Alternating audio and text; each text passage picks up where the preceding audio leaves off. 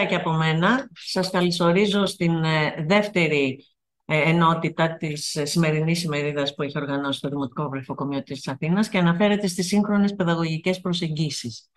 Μαζί μας είναι οι καθηγήτρες από το τμήμα Αγωγής και Φροντίδας στην πρώιμη παιδική ηλικία από το Πανεπιστημίο της Δυτικής Αττικής. Και είναι μεγάλη μας χαρά και μεγάλη μας τιμή που είναι εδώ. Σας καλωσορίζω όλες και ξεκινάμε με την κυρία Χριστίνα Παπαηλίου, η οποία είναι καθηγήτρια αναπτυξιακής ψυχολογίας και ψυχοπαθολογίας βρεφών και νηπίων και επίσης αναπληρώτερα προέδρου του Τμήματος Αγωγής και Φροντίδας στο ΠΑΔΑ. Θα μας μιλήσει για την αξιολόγηση ανάπτυξης επικοινωνιακών και γλωσσικών ικανοτήτων βρεφών και νηπίων 8 με 36 μηνών. Καλησπέρα κυρία Παπαηλίου. Καλησπέρα σας. Ο λόγος είναι σε εσάς. Σας ευχαριστούμε που είστε ξανά μαζί μας. Καλησπέρα σας. Θα ήθελα να ευχαριστήσω και εγώ την διεύθυνση του Δημοτικού Βρεφοκομείου, την κυρία Λικούδη, την κυρία Διβάνη και εσάς για το συντονισμό και φυσικά τους γονείς που είναι εδώ μαζί μας, γιατί νομίζω ότι απαιτείται μία αμοιβαία ανατροφοδότηση για το καλό των παιδιών. Καταρχάς, να πούμε ότι θα συζητήσουμε γιατί πρέπει να αξιολογήσουμε τις επικοινωνιακές και γλωσσικές ικανότητες βρεφών και νηπίων και πώς τις αξιολογούμε πολύ συγκεκριμένα. Πρώτα απ' όλα, για να αξιολογήσουμε κάτι, πρέπει να πούμε μια συμπεριφορά, πρέπει να πούμε ότι βασιζόμαστε στο τι αναμένουμε με βάση την τυπική ανάπτυξη. Εδώ... για κάποιο λόγο δεν αλλάζει μάλιστα, εδώ είμαστε. Εδώ, μέσω εικόνων, βλέπετε κάποιες εικόνες που σίγουρα έχετε δει και στα παιδιά σας. Βλέπετε ότι από τη γέννηση έχουμε μίμηση, έχουμε συγκέντρωση στο ανθρώπινο πρόσωπο και επικοινωνία. Βλέπετε ότι τα μεγαλύτερα βρέφη εκδηλώνουν διαφορετικά συναισθήματα. Παρουσιάζουν τον εαυτό τους, τα μεγαλύτερα βρέφη συνεργάζονται, παίζουν συμβολικό παιχνίδι και μιλούν. Θέλω λοιπόν για αρχή, περνώντας αυτές τις εικόνες, να πούμε ορισμένα αναπτυξιακά ορόσημα, τα οποία είναι κρίσιμα και αναμενόμενα. Τα περιμένουμε από τα παιδιά, να πω ότι τα περιμένουμε και από τα αγόρια και από τα κορίτσια. Διότι καταρχάς πρέπει να καταρρίψουμε διάφορους μύθους του τύπου τα αγόρια μιλάνε πιο αργά κλπ. Καταρχάς, 6 μηνών, ένα τυπικά αναπτυσσόμενο βρέφος, ένα φυσιολογικό βρέφος, συνήθως ακούει στο όνομά του ή στο όνομά της. 8 μηνών περίπου κατανοεί ένα σημαντικό αριθμό λέξεων από αυτές που εκφέρονται στο περιβάλλον του. 9 μηνών, συνήθως από 9 μηνών, τα βρέφη δείχνουν προκειμένου να επικοινωνήσουν και εδώ προσέξτε ότι είναι διαφορετικό να δείχνει ένα βρέφος προκειμένου να του δώσεις κάτι που επιθυμεί αλλά δεν μπορεί να το φτάσει και διαφορετικό να δείχνει κάτι που είναι κοντά και στους δύο και στους γονείς του ή με όποιον επικοινωνεί, απλά για να σου πει ότι θέλω να επικοινωνήσουμε γι' αυτό. 12 μηνών τα παιδιά εκτελούν απλές εντολές. 18 μηνών περίπου χρησιμοποιούν αντικείμενα με συμβατικό τρόπο και στην ηλικία των 24 μηνών αναμένουμε ένα νήπιο πια να λέει κατελάχιστον 50 λέξεις. Αυτά τα αναπτυξιακά ορόσημα είναι οδηγός για το τι σημαίνει τυπική ανάπτυξη. Αυτά τα αναπτυξιακά ορόσημα έχουν προκύψει από μελέτες σε εκατομμύρια παιδιά σε όλο τον κόσμο και τα θεωρούμε συνεπώς αξιόπιστα. Τώρα, κάτι άλλο πολύ σημαντικό που πρέπει να αναφέρουμε και να κρατήσουμε από τη σημερινή μας επικοινωνία. Ό,τι παρεκκλίνει σε σχέση με αυτά που είδαμε προηγουμένως, τα οποία είναι τα βασικά, δηλαδή τα ελλείμματα σε επικοινωνιακές και γλωσσικές ικανότητες βρεφών και νηπίων, πολλές φορές δεν αποτελούν αυτοτελές πρόβλημα, αλλά σύμπτωμα σοβαρότερων νευροαναπτυξιακών διαταραχών. και για να φύγουμε λιγάκι από τους βαρύγδουπους επιστημονικούς όρους, μπορεί να αποτελούν, για παράδειγμα, σύμπτωμα διαταραχής αυτιστικού φάσματος ή σύμπτωμα διάσπασης προσοχής. Θα μου πείτε, αυτό συμβαίνει πάντα? Όχι. Αλλά μπορεί και να είναι έτσι. Ως εκ τούτου, όταν ένα παιδί δεν εμφανίζει τα αναπτυξιακά ορόσημα στο διάστημα που τα περιμένουμε, δίνοντας βέβαια ένα μικρό εύρος, δεν λέμε ότι συμβαίνει απαραίτητα κάτι, λέμε όμως σίγουρα ότι τιθέμεθα σε εγρήγορση και θα πρέπει να το αξιολογήσουμε. Εδώ θέλω να σας δείξω λιγάκι για τις δύο πιο γνωστές και πολυσυζητημένες νευροαναπτυξιακές διαταραχές, όπως για παράδειγμα η διάσπαση προσοχής, εμφανίζεται από τη βρεφική ηλικία. Μιλάμε για βρέφη που έχουν προβλήματα στον έλεγχο των κινήσεων και τη διατήρηση της προσοχής και όπως αντιλαμβάνεστε, όταν ένα βρέφος δεν μπορεί να κινηθεί συντονισμένα και οργανωμένα και να αυτορυθμιστεί, δεν μπορεί να επικοινωνήσει και επαρκώς. Αυτά τα βρέφη παρουσιάζουν προβλήματα στη σύντηση, στον ύπνο και φυσικά στις πρώιμες αλληλεπιδράσεις. Έχουν έντονη αρνητική συναισθηματικότητα και αυτό κατά την ανάπτυξη φέρνει δυσκολίες στην κοινωνική, γνωστική και γλωσσική ανάπτυξη. Τώρα, δυστυχώς, στη διαταραχή αυτιστικού φάσματος έχουμε πάλι δυσκολία στο συντονισμό των κινήσεων του βρέφους και στο συντονισμό των κινήσεων του σώματός του, αλλά και σε σχέση με τις κινήσεις του άλλου προσώπου που επικοινωνεί.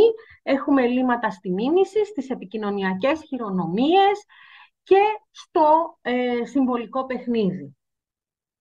Αυτές οι δυσκολίες είναι φυσικό. Ένα παιδί που δεν επικοινωνεί καλά στην πρώιμη ηλικία, είναι φυσικό να μην προσλαμβάνει και τα απαραίτητα γλωσσικά ερεθίσματα και συνεπώς αργότερα να έχει προβλήματα και στη γλωσσική ανάπτυξη. Εδώ τώρα θέλω να κάνω δύο επισημάνσεις. Η πρώτη επισήμανση, επειδή το ακούω πάρα πολύ συχνά, είναι ότι ο παιδικός σταθμός κοινωνικοποιεί τα βρέφη ή τα νήπια. Τα βρέφη δεν κοινωνικοποιούνται, τα βρέφη γεννιούνται κοινωνικά και ο παιδικός σταθμός, έχουμε πληθώρα αποδείξεων, γι' αυτό εσείς τις ξέρετε καλύτερα αυτές τις αποδείξεις. Ο παιδικός σταθμός αυτό που κάνει είναι ότι καλλιεργεί με τον καλύτερο δυνατό τρόπο φυσικές δεξιότητες που έχουν τα παιδιά. Άρα όταν έχουμε ένα νήπιο το οποίο δυσκολεύεται στην επικοινωνία, παρουσιάζει διάφορα ελλείμματα, θα πρέπει να το ψάξουμε παραπέρα και δεν σημαίνει ότι θα γίνει ένα μαγικό, θα πάει στον παιδικό σταθμό και όλα θα είναι καλά. Το δεύτερο στοιχείο που έχουμε να πούμε είναι ότι η αξιολόγηση των γλωσσικών και επικοινωνιακών ικανοτήτων, αλλά και εν γέννη της συμπεριφοράς των βρεφών και των νηπίων, δεν γίνεται με την εμπειρία. Αυτά δεν γίνονται εμπειρικά και με το μάτι. Όπως όταν πάτε σε ένα γιατρό, έχετε την απέτηση να χρησιμοποιήσει εργαλεία και μάλιστα εξελιγμένα, τα ίδια εργαλεία έχουμε και εμείς. Δεν κάνουμε τα πράγματα με την εντύπωση, δεν κάνουμε τα πράγματα με το μάτι. Ένα τέτοιο είδους εργαλείο, το οποίο...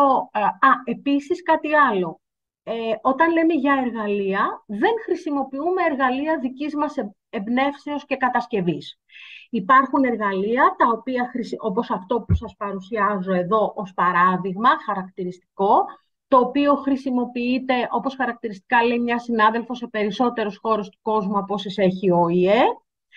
Αυτά λοιπόν τα εργαλεία τα παίρνουμε κι εμείς και με την κατάλληλη γνώση και με τις κατάλληλες επιστημονικές μεθόδους τα προσαρμόζουμε στην γλώσσα μας.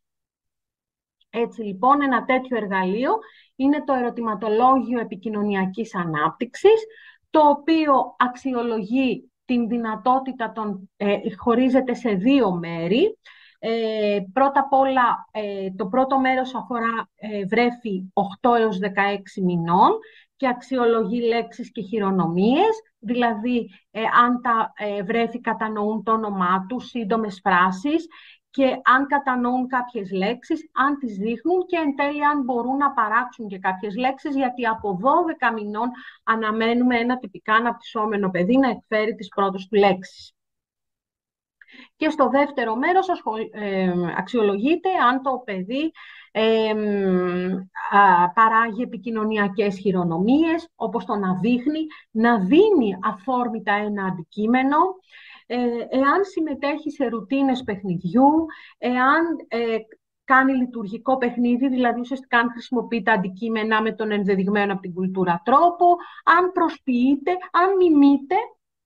Και φυσικά υπάρχει και το δεύτερο μέρος, είναι για βρέφη και νήπια 18 έως 30 μηνών, θα μπορούσαμε να πούμε ως 36 μηνών με κάποιες προσαρμογές, όπου εκεί αξιολογείται η παραγωγή λέξεων και εδώ πέρα πλέον αξιολογούνται και στοιχεία της γραμματικής, καθώς έχουν αρχίσει να αναπαράγονται και οι πρώτοι συνδυασμοί λέξεων. Τώρα, μερικά ευρήματα για να δείτε έτσι ενδεικτικά πώς σε πολύ μικρή ηλικία, το έχουμε πάρει σαν παράδειγμα αυτό, αυτό μπορεί να ισχύσει και για άλλες διαταραχές. Εγώ θα σας παρουσιάσω εδώ που έχουμε τα περισσότερα ευρήματα και είναι για τη διαταραχή αυτιστικού φάσματος.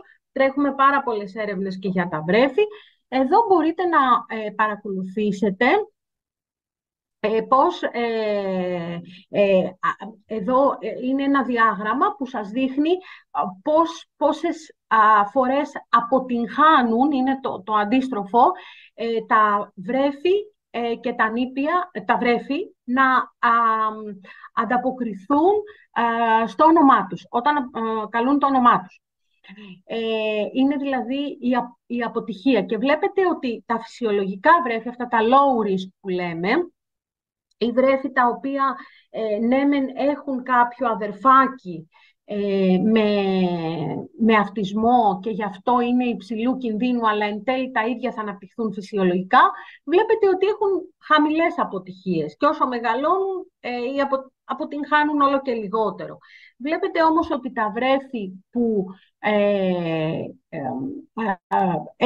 είναι υψηλού κινδύνου, δηλαδή έχουν κάποιο άλλο αδερφάκι με αυτισμό στην οικογένεια και θα διαγνωστούν και τα ίδια αργότερα με βρέφη, βλέπετε ότι εξακολουθούν να έχουν πολλές αποτυχίες. Μου μένουν 3 λεπτά ακόμη, οπότε να μπορούμε να δούμε ορισμένα ευρήματα ακόμη. Βλέπετε για παράδειγμα ότι μπορούμε με το εργαλείο που σας έδειξα, αυτά είναι ευρήματα που έχουν προκύψει από το εργαλείο που σας παρουσίασα προηγουμένως. Βλέπουμε για παράδειγμα ότι, δείτε το κάτω διάγραμμα, μπορείτε να δείτε ότι τα παιδιά με αυτισμό, που ένα χαρακτηριστικό του αυτισμού, της διαταραχής αυτιστικού φάσματος όπως λέμε, είναι η κοινωνική απομόνωση. Βλέπετε ότι τα παιδιά αυτά παράγουν πολύ λιγότερες λέξεις για πρόσωπα και σχεδόν καθόλου λέξεις για ζώα, δηλαδή για τα έμψυχα. Αντιθέτως, παράγουν πολλές λέξεις για τρόφιμα που ουσιαστικά εκφράζουν μια προσωπική τους ανάγκη. Δηλαδή, ο αυτισμός είναι η στροφή προς τον εαυτό. Άρα βλέπετε ότι το εργαλείο δεν μας δείχνει μόνο πόσες λέξεις λέει ένα παιδί, μας μετράει και ποιοτικά στοιχεία, τα οποία είναι πάρα πολύ κρίσιμα και χρήσιμα.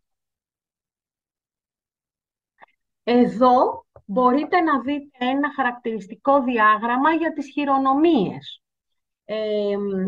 Χωρίς να σας κουράζω, εδώ βλέπετε ανάλογα το low risk είναι βρέφη τα οποία είναι φυσιολογικά, αναπτύσσονται φυσιολογικά.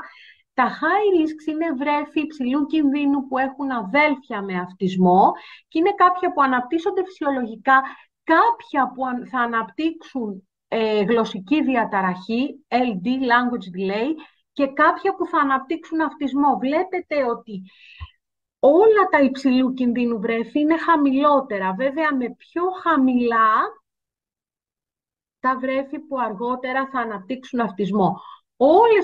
Παρόμοια ισχύουν, αυτό ήταν για τις χειρονομίες, παρόμοια ισχύουν και για τις λέξεις που κατανοούν τα βρέφη και για τις λέξεις που παράγουν.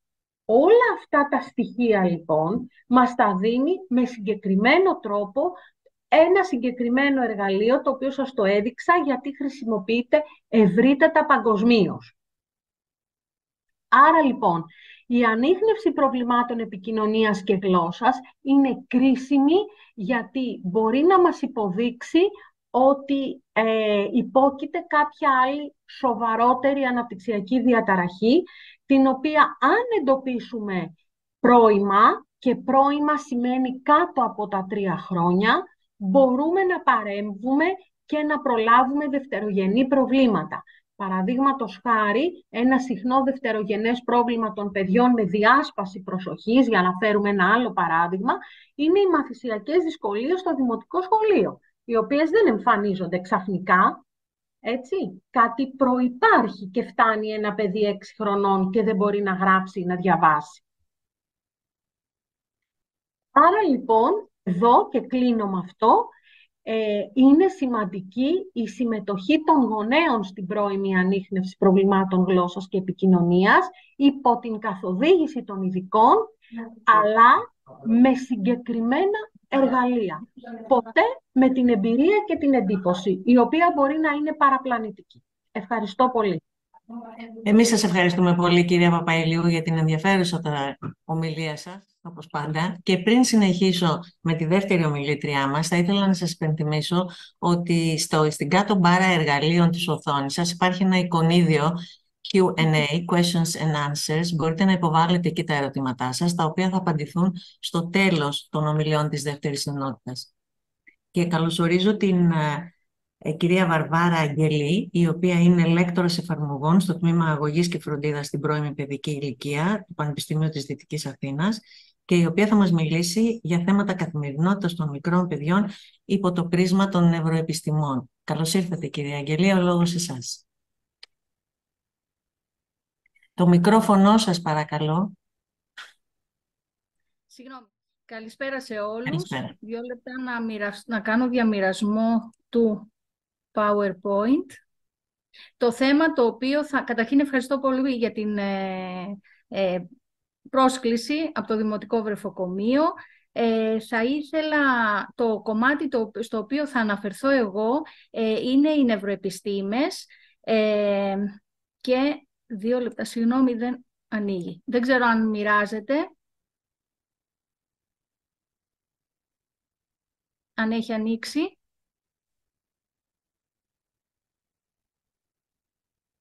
Έχει ανοίξει. Το βλέπετε. Έχει ανοίξει. Σας βλέπουμε, κυρία Αγγελή. Ωραία, ωραία. Σας ευχαριστώ πολύ. Εμείς. Το σημερινό κομμάτι θα σχετίζεται με τις νευροεπιστήμες. Θα γίνει μια προσπάθεια να σας αναπτύξω λίγο το πώς σκέφτονται τα μικρά παιδιά, πράγμα το οποίο πιθανόν να μην το γνωρίζουμε από την άποψη του συναισθηματικού εγκεφάλου. Γιατί πολλές φορές θεωρούμε ότι είναι δεδομένο ότι τα παιδιά σκέφτονται και λειτουργούν συναισθηματικά με τον τρόπο με τον οποίο λειτουργούμε και ενήλικοι. Γεγονός το οποίο δεν είναι πραγματικότητα.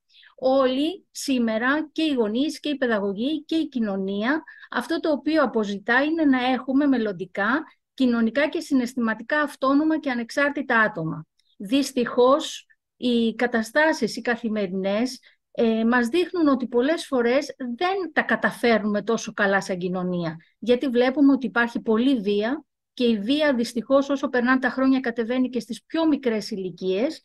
Διαβάζουμε, ακούμε πράγματα τα οποία λέμε «Μα πώς είναι δυνατόν τόσο μικρά παιδιά?» Και εδώ ίσως έχουμε μερικές απαντήσεις μέσα από έρευνες που έχουν γίνει. Συχνά λοιπόν οι γονείς αναρωτιούνται αν ο τρόπος με τον οποίο διαχειρίζονται την καθημερινότητα των παιδιών είναι ο ενδεδειγμένος. Δηλαδή, κάνω καλά κάποια πράγματα ή δεν τα κάνω? Τι πρέπει να κάνω? Βάλλονται συνέχεια στην καθημερινότητα από την επικαιρότητα, από άρθρα, μπαίνουν στο Facebook και κακά τα ψέματα, ακούνε πολλά από εκεί και θεωρούν ότι ό,τι ανεβαίνει κάπου σε κάποια πλατφόρμα ότι είναι το σωστό.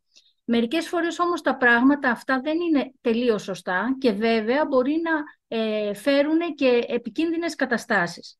Ας δούμε λοιπόν τι ερωτήματα μπορεί να έχουν οι γονείς που μας παρακολουθούν. Αναρωτιούνται πολλές φορές, να το βάλω τιμωρία, μα έκανε μεγάλη αταξία. Πώς θα του βάλω όρια, να του προσφέρω πολλά ερεθίσματα για να είναι έτοιμο να αντιμετωπίσει τη ζωή αργότερα. Πώς να αντιμετωπίσω το δίχρονο γιο μου που απαιτεί να πάρει ένα καινούριο παιχνίδι και στην άρνησή μου ξαπλώνει στο πεζοδρόμιο, στο σούπερ μάρκετ, φωνάζει, κλαίει και γίνομαι θέαμα. Πώς να αντιμετωπίσω το κλάμα και το θυμό του όταν ξέρω ότι έχει άδικο.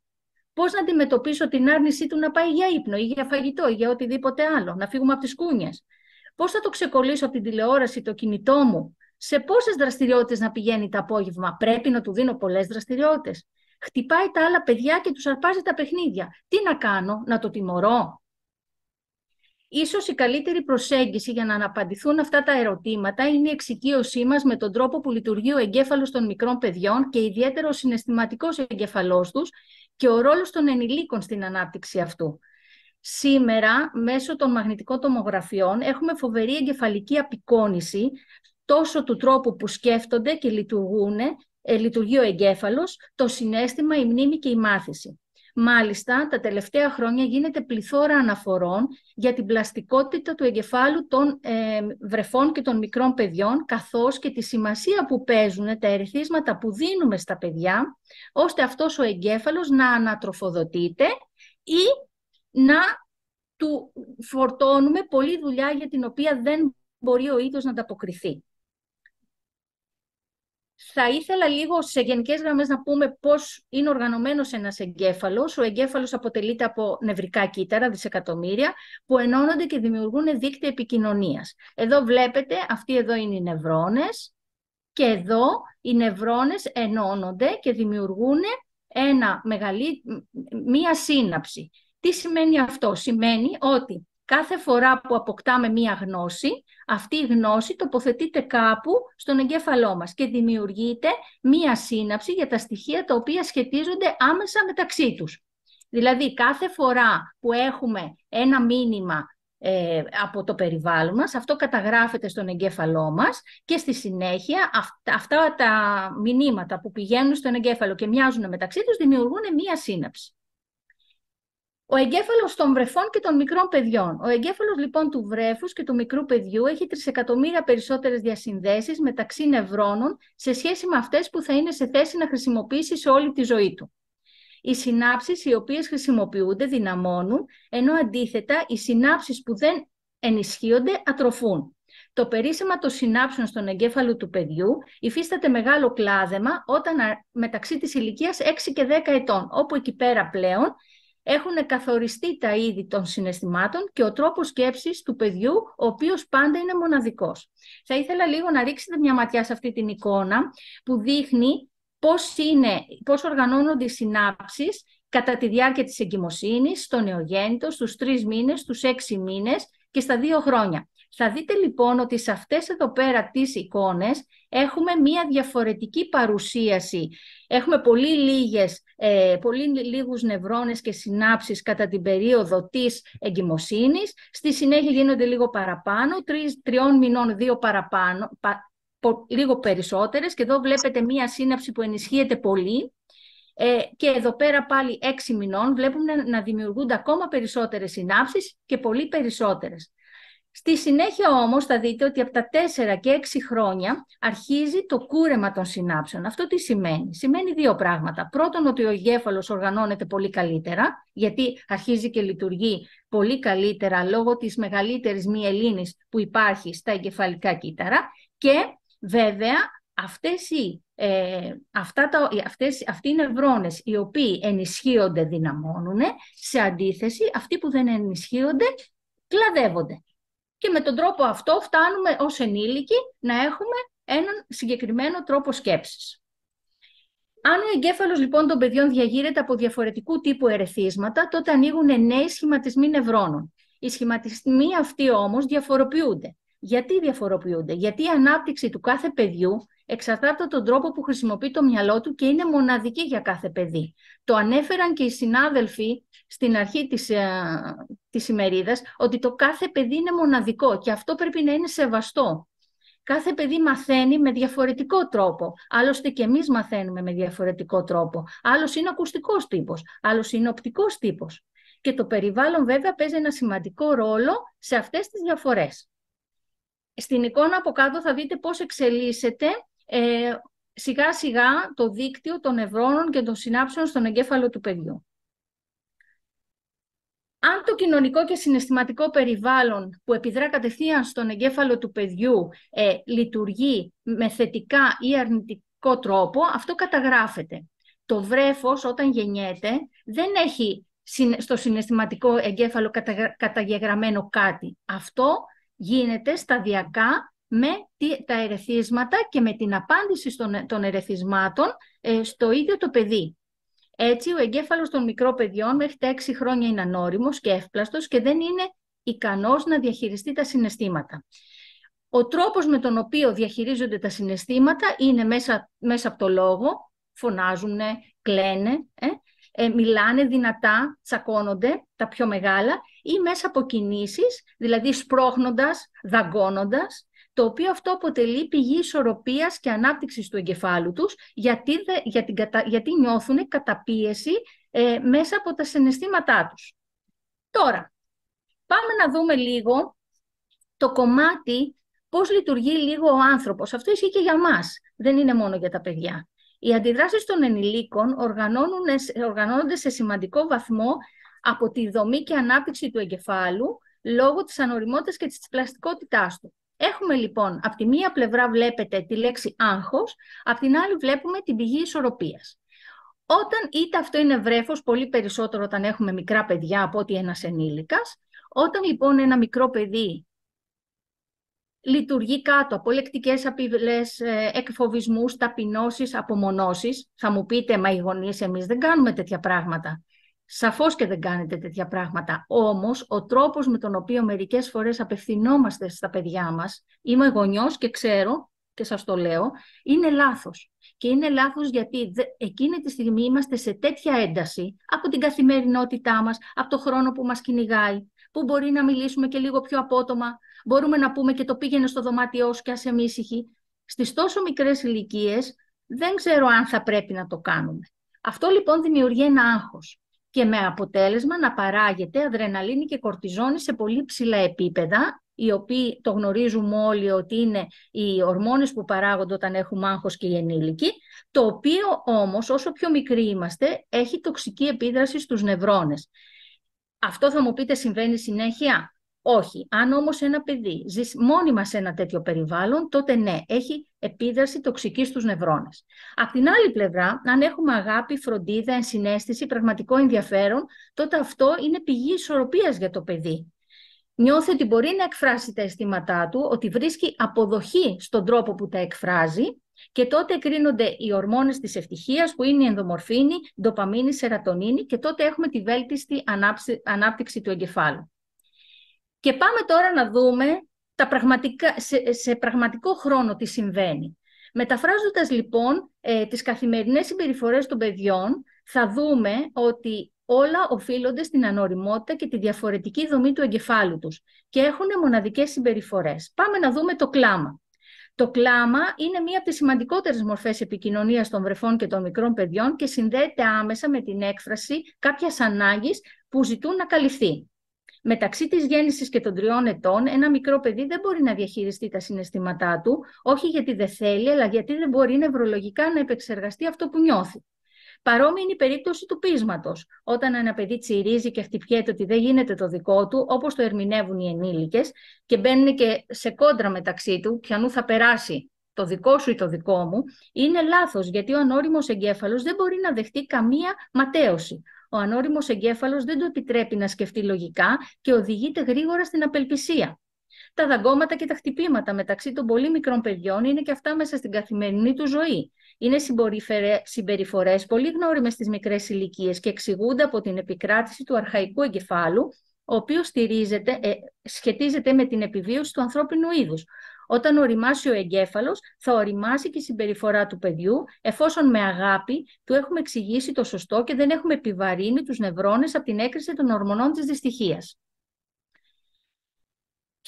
Ποιος πρέπει να είναι ο ρόλος των ενηλίκων? Ο ενήλικας, για να μπορέσει να αντιμετωπίσει αυτή την κατάσταση, καταρχήν πρέπει να μπορεί ο ίδιος να παρηγορήσει το παιδί. Αυτό σημαίνει ότι δεν πρέπει να είναι θυμωμένος,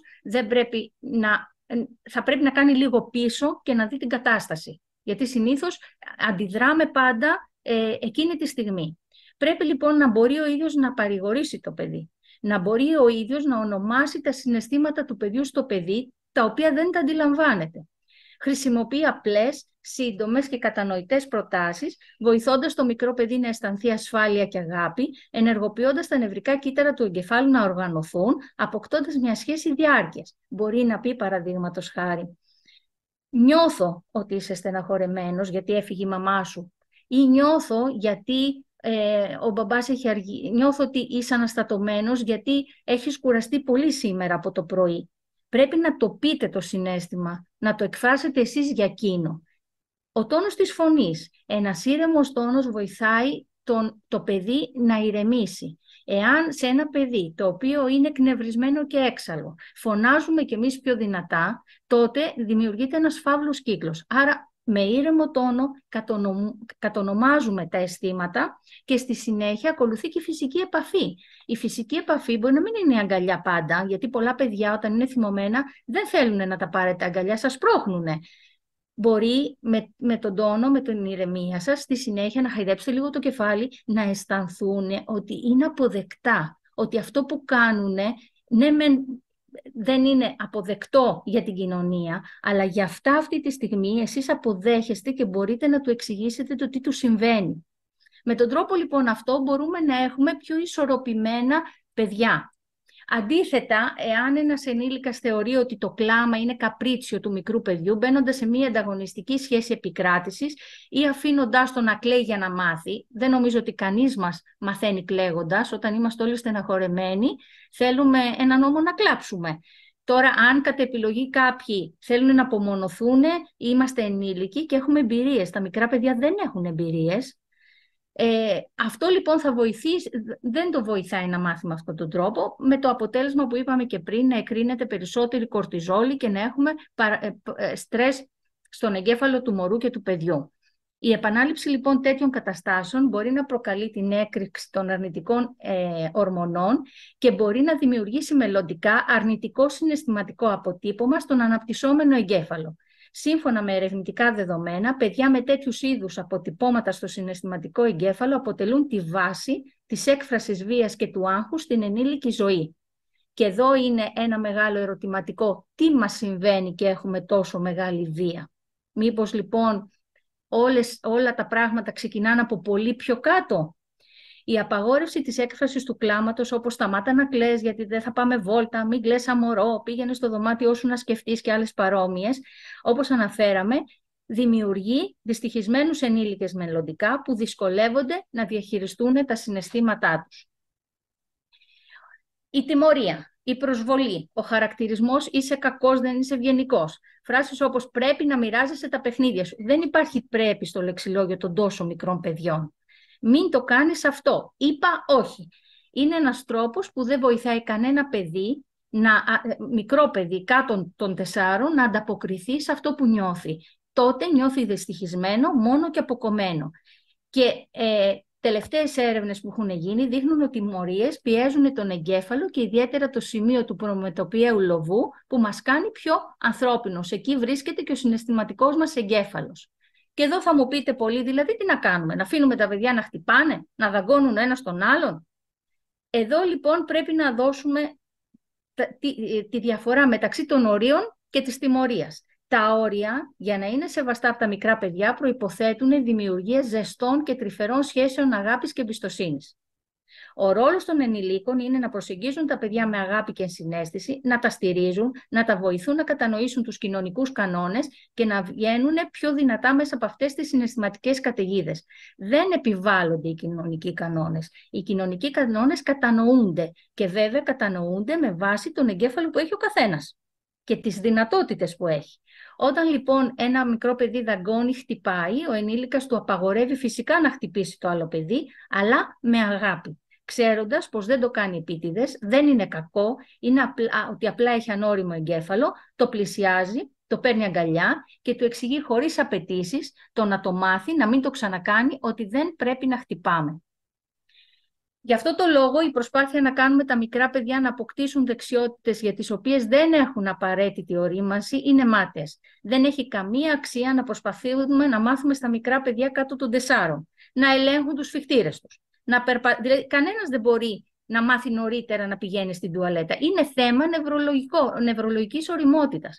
Να περπατούν. Ένα παιδί έχει το χρόνο που θα περπατήσει. Και γι' αυτό άλλωστε δεν περπατάνε και όλα τα παιδιά την ίδια στιγμή. Δεν περπατάνε όλα 12 μηνών. Ακριβώς. Να μάθουν τα χρώματα, τα σχήματα, τα γράμματα, τους αριθμούς, τους μήνες, τις εποχές. Να τα πηγαίνουμε σε διάφορες δραστηριότητες. Μπαλέτο, τένις, ποδόσφαιρο κτλ. Αυτό δεν βοηθάει όταν τα παιδιά δεν είναι όρημα τα ίδια. Και θέλω λίγο να κάνω μία μικρή παρένθεση σε αυτό, στο κομμάτι που αναφέρεται στις εξωσχολικές δραστηριότητες που γίνονται τα απογεύματα. Τα μικρά παιδιά κάτω των 6 θα πρέπει να έχουν άπλετο χρόνο για παιχνίδι. Ένα παιδί που πηγαίνει σε 3-4 δραστηριότητες τα απογεύματα και σε μία δραστηριότητα, είτε το θέλουμε είτε όχι, ακολουθείς κλασικά κανόνες. Όταν θα πας στο μπαλέτο, την πρώτη φορά θα πάει, θα είναι πολύ χαρούμενο γιατί θα δει τη φουστίτσα, το καλσόν και τα λοιπά. Και τη δεύτερη φορά όμως, και το γνωρίζουμε αυτό, θα αντισταθεί γιατί δεν μπορεί να μείνει ακίνητο. Νευρολογικά δεν μπορεί να μείνει ακίνητο σε αυτές τις ηλικίες τόσο όσο ζητάει το μπαλέτο. Άρα λοιπόν αφήστε αυτές τις δραστηριότητες οι οποίες έχουν να τους προσφέρουν πολύ λίγα πράγματα και περισσότερο τα πιέζουν. Και δώστε τους τη δυνατότητα να επιλέξουν εκείνα πράγματα που δεν υπάρχουν κανόνες πολύ, γιατί δεν μπορούν να ακολουθήσουν τους κανόνες σε τόσο μικρές ηλικίες. Και το αποτέλεσμα είναι βέβαια ότι ξεκινάει ένα παιδί στις 7 το πρωί από το σπίτι του, να πάει στον παιδικό, να γυρίσει από τον παιδικό σταθμό, να το πάρετε, να το πάτε όπου είναι να το πάρετε, να πάει πισίνα, τένις, δεν ξέρω πού, να το γυρίσετε μετά και μετά πρέπει πάλι να ακολουθήσει κάποιους κανόνες, να κάνει μπάνιο, να φάει, να κοιμηθεί. Και πού είναι η ζωή αυτού του τόσο μικρού παιδιού? Δηλαδή το μικρό παιδί το έχουμε κάνει έναν ενήλικα που τρέχει από το πρωί μέχρι το βράδυ. Δώστε τους χώρο να ξεκουραστούν, δώστε τους χώρο να παίξουν, δώστε τους χώρο να κάτσουν και να κοιτάνε το ταβάνι. Δεν χρειάζεται να είναι συνέχεια απαραίτητα εγκλωβισμένα σε ένα πλαίσιο. Ο εγκέφαλος θέλει χρόνο να επεξεργαστεί αυτά που του μαθαίνουμε. Αυτά που παίρνει σαν ερεθίσματα. Εάν όλη μέρα είναι με ερεθίσματα πολλά, δεν προλαβαίνει ο εγκέφαλος να τα επεξεργαστεί όλα αυτά. Η γνώση λοιπόν που αποκτά το μικρό παιδί για τον κόσμο δεν βασίζεται στη διδασκαλία, αλλά κυρίως σε κάθε είδους ανακαλύψεις που κάνει μόνος του, δρώντας πάνω σε πράγματα, κάνοντας συνδυασμούς, δομώντας διαφορετικά, μεταμορφώνοντας, συγκρίνοντας καταστάσεις και πράγματα. Οι δραστηριότητες έχουν νόημα όταν ξεκινάνε από το ίδιο το παιδί, από την αυθόρμητη έρευνα και τη δράση τους και λιγότερο από την καθοδήγηση των ενηλίκων στις τόσο μικρές ηλικίες.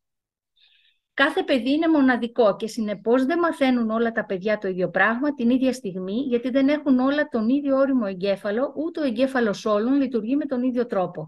Η εγκεφαλική ορίμαση των νευρώνων είναι μια διαδικασία μοναδική και ανεπανάληπτη για κάθε άνθρωπο. Τα πρώτα χρόνια της ζωής, ο άνθρωπος θέτει τα θεμέλια της συναισθηματικής νοημοσύνης του από την ποιότητα και τον πλούτο των εξερευνήσεων, των δραστηριοτήτων και των κοινωνικών του σχέσεων. Βλέπετε ότι στο κέντρο είναι η αγάπη. Αυτό προέχει για αυτά τα παιδιά. Να χτίσουν έναν κόσμο γύρω τους με αγάπη. Και μετά έρχεται η δράση και η εξερεύνηση, ώστε μελλοντικά να έχουμε τη διαμόρφωση υγιών ψυχικά και σωματικά ενηλίκων. Σας ευχαριστώ πολύ.